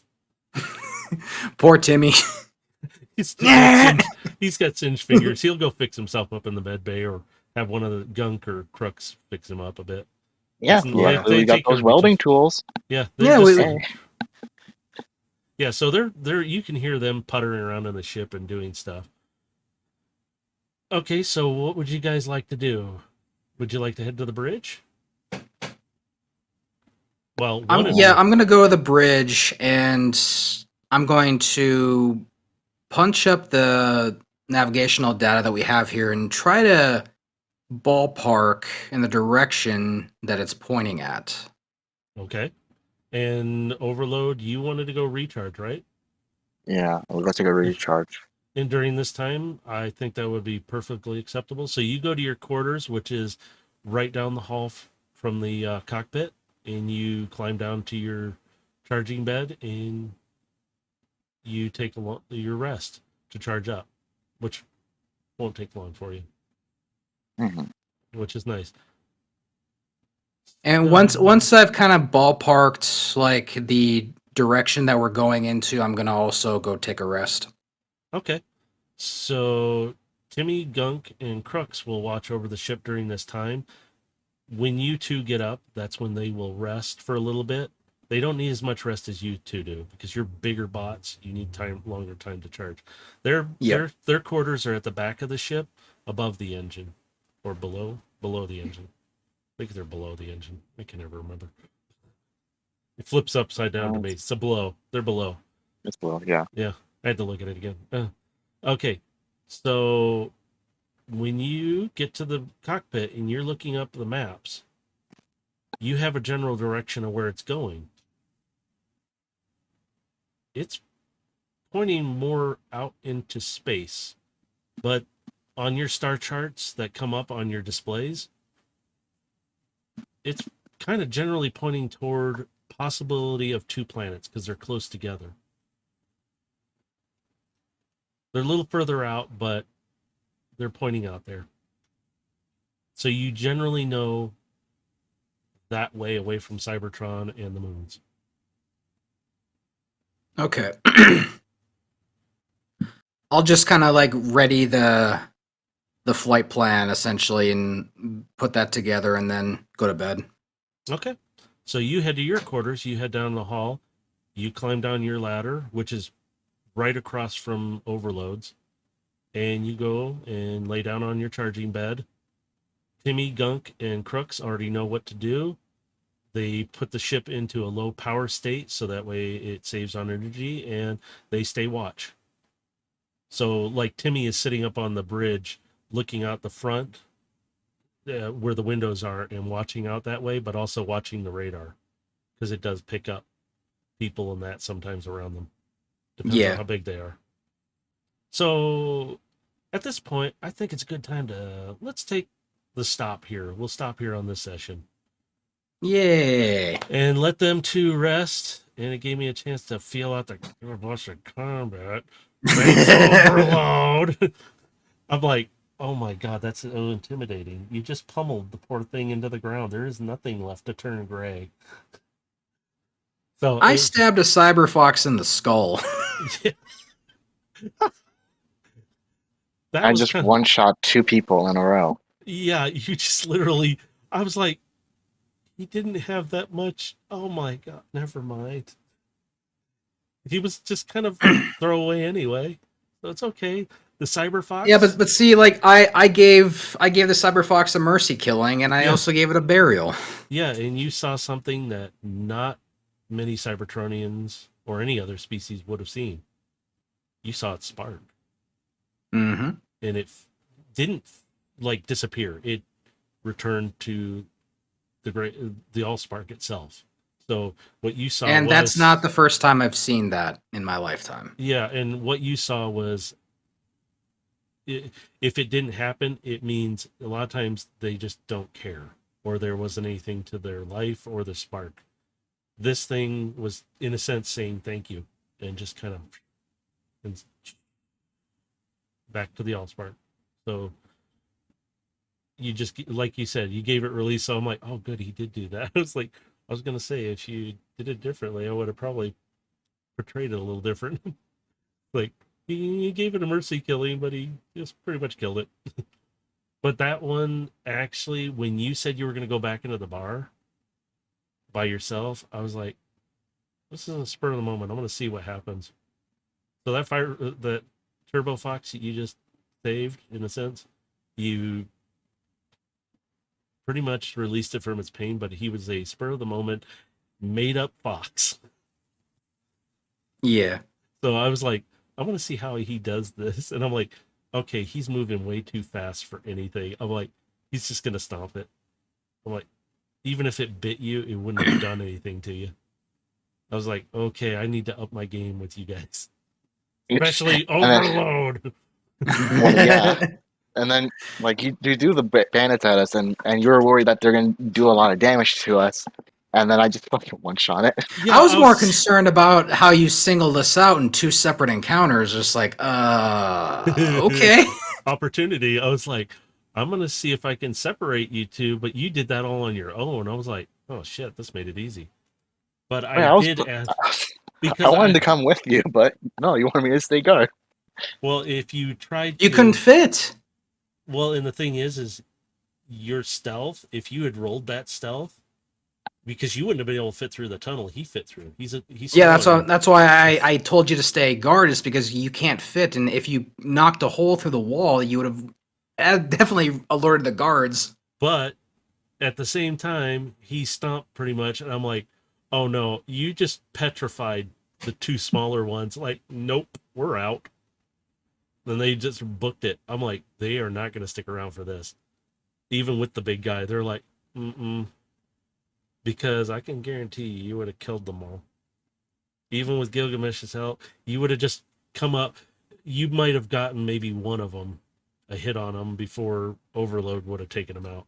Because as fast as he was taking out the one, I was like, you just decimated him. He's not done. Okay. Because I can guarantee you, you can't identify it's a bot or was a bot. It's gone. I mean, when I said I don't miss, I don't miss. No mercy. You're dead. Hey. I may not be built for style, but I am definitely built for combat. Holy crap. You are the shield, I am the sword. Okay. I am the shield and sword. Okay, but how did you guys like that so far? It was great. Yeah, it was pretty good. Okay, good. I will up it. Granted, I wasn't having too much fun, as I did get messaged a bit. Oh, yeah, the background life, yeah. And you're probably dealing with other things too. That Yeah. I mean, I heard your messaging during your thing. I was like, that's a lot of messaging for one person. I bet you it's Migu. That's while you were doing your session, I kept hearing this ding, ding. I'm like, what the heck? I thought it was mine going off, and I'm like, nobody better be messaging me right now.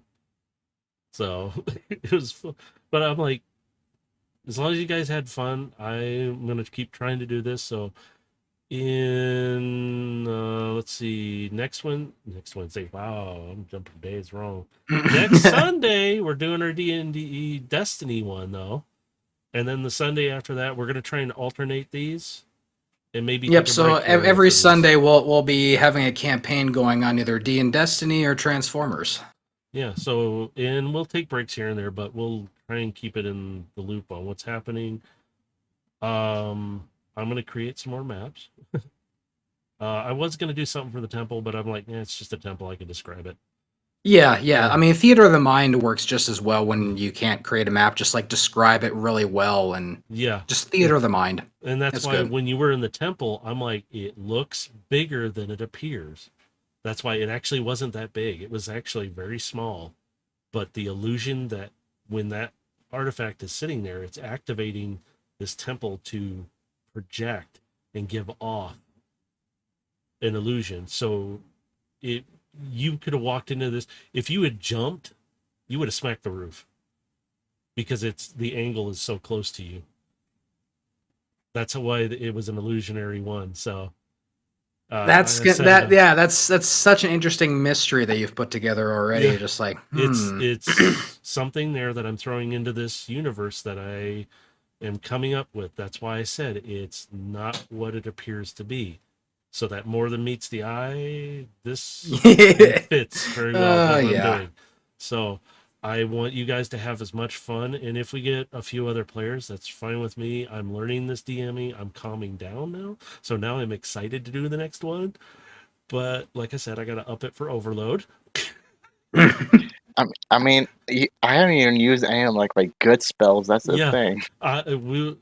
Now that I know what you're capable of really both doing, I mean, Well, I threw a turbo didn't even- fox at you, Gilgamesh, and it was like, I got this. And then overload. Yeah. Just no doubt in my mind, just like no. I'm like, I've dealt with your kind before. yeah, and I'm like, holy cow. Okay. So it's like, I'm gonna get this. So yeah, I'm gonna download this right away because I missed for one of our Destiny ones, I forgot to download it and I thought I did. And luckily it was just a filler episode. And you want to know the funny thing is? I didn't even have to use Hunter's Mark. Yeah, actually. No, you really didn't need to use it at that time either. Like you did enough damage to wipe it out anyway. Yeah.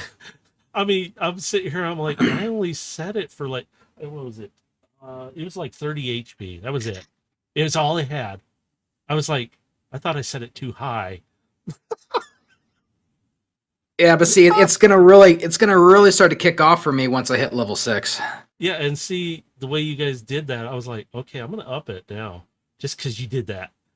But this is gonna be uploaded to YouTube in a Transformers D&D unlimited power, and I'll have it up there hopefully before the end of the day, so that way, if anybody wants to watch this entirety from beginning to end, you hear the little story in the beginning because I was testing out OBS, and you get to enjoy it. You get to see all this, and I hope I can keep the entertainment going and the mystery going for this whole universe.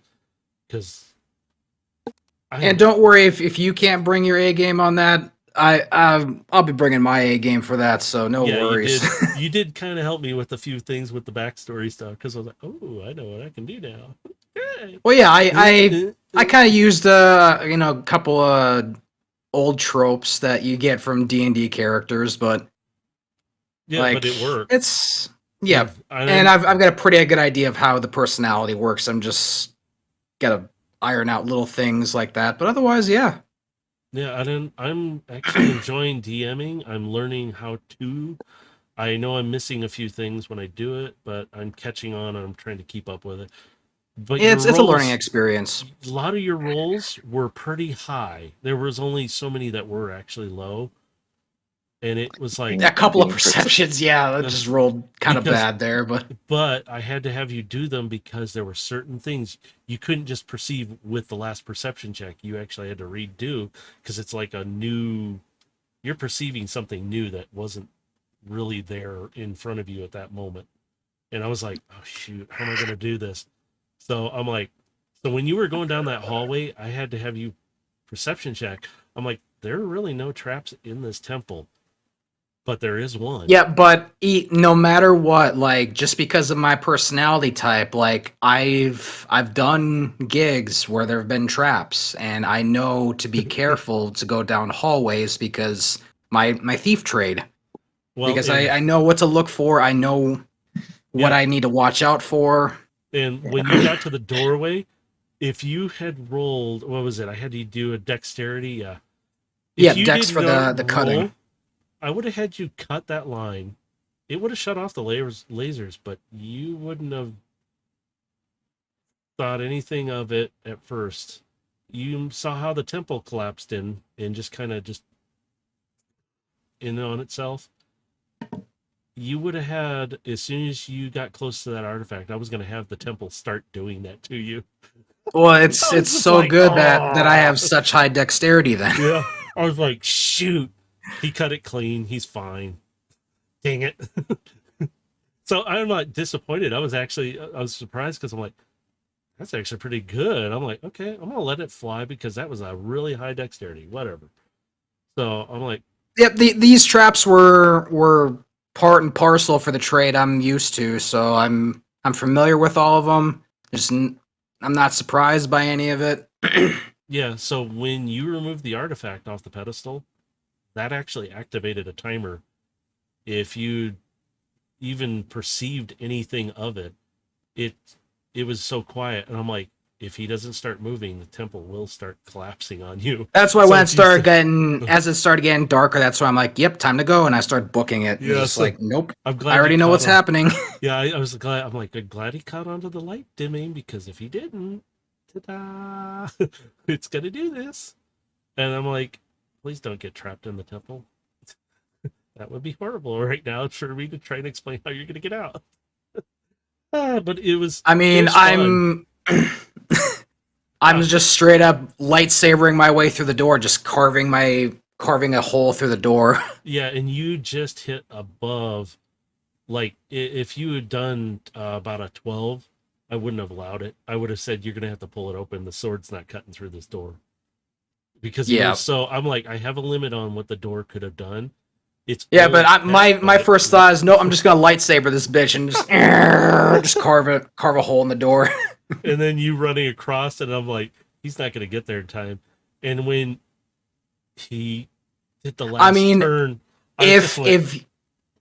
if Mega didn't do the damage that he did, then yeah, like I wouldn't have gotten there and like.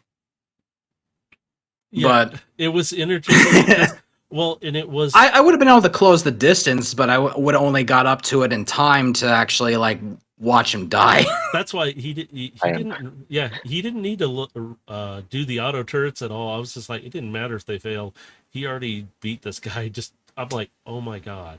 I am a Just soldier. don't. Expect everyone to be stronger than you. Yeah, and you certainly did, because I'm like, if he had hit you, his blade's a bit bigger, so he does a little bit more oomph to it. So I'm like, he didn't even get the chance.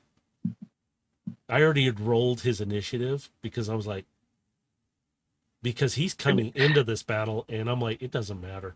You're still going to get him. Finish the enemy before they can finish you. Yeah, so I'm like, it turned out really well. I'm happy you guys had fun with it. And then next time, I'm going to add some more stuff, and hopefully I will have a new map for you guys to play around on. It's a bit bigger and more fun. No, I'm so excited for the next episode. Yeah, because yeah.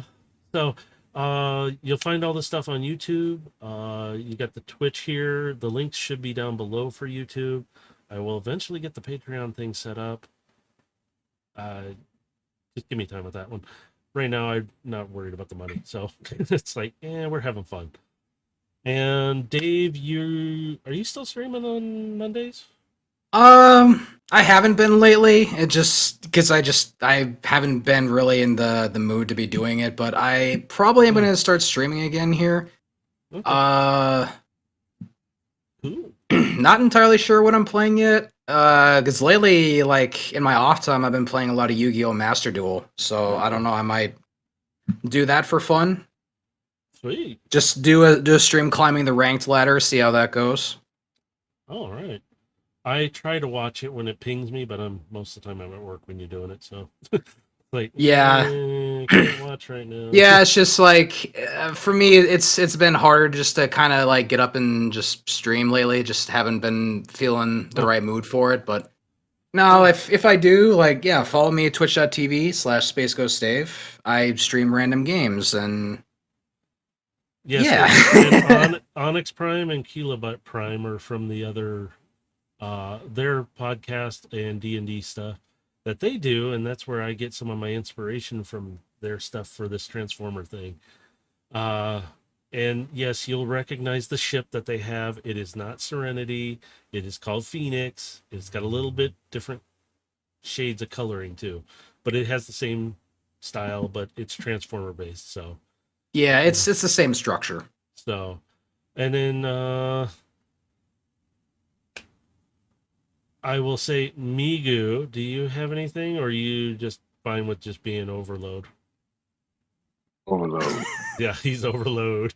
He's the captain of the boat, and so he gets to be captaining, and he's got these three little buddies, Timmy, Gung, and Crux, who are interesting to play as. Yeah, Timmy. That's where that came from. We keep calling him Timmy.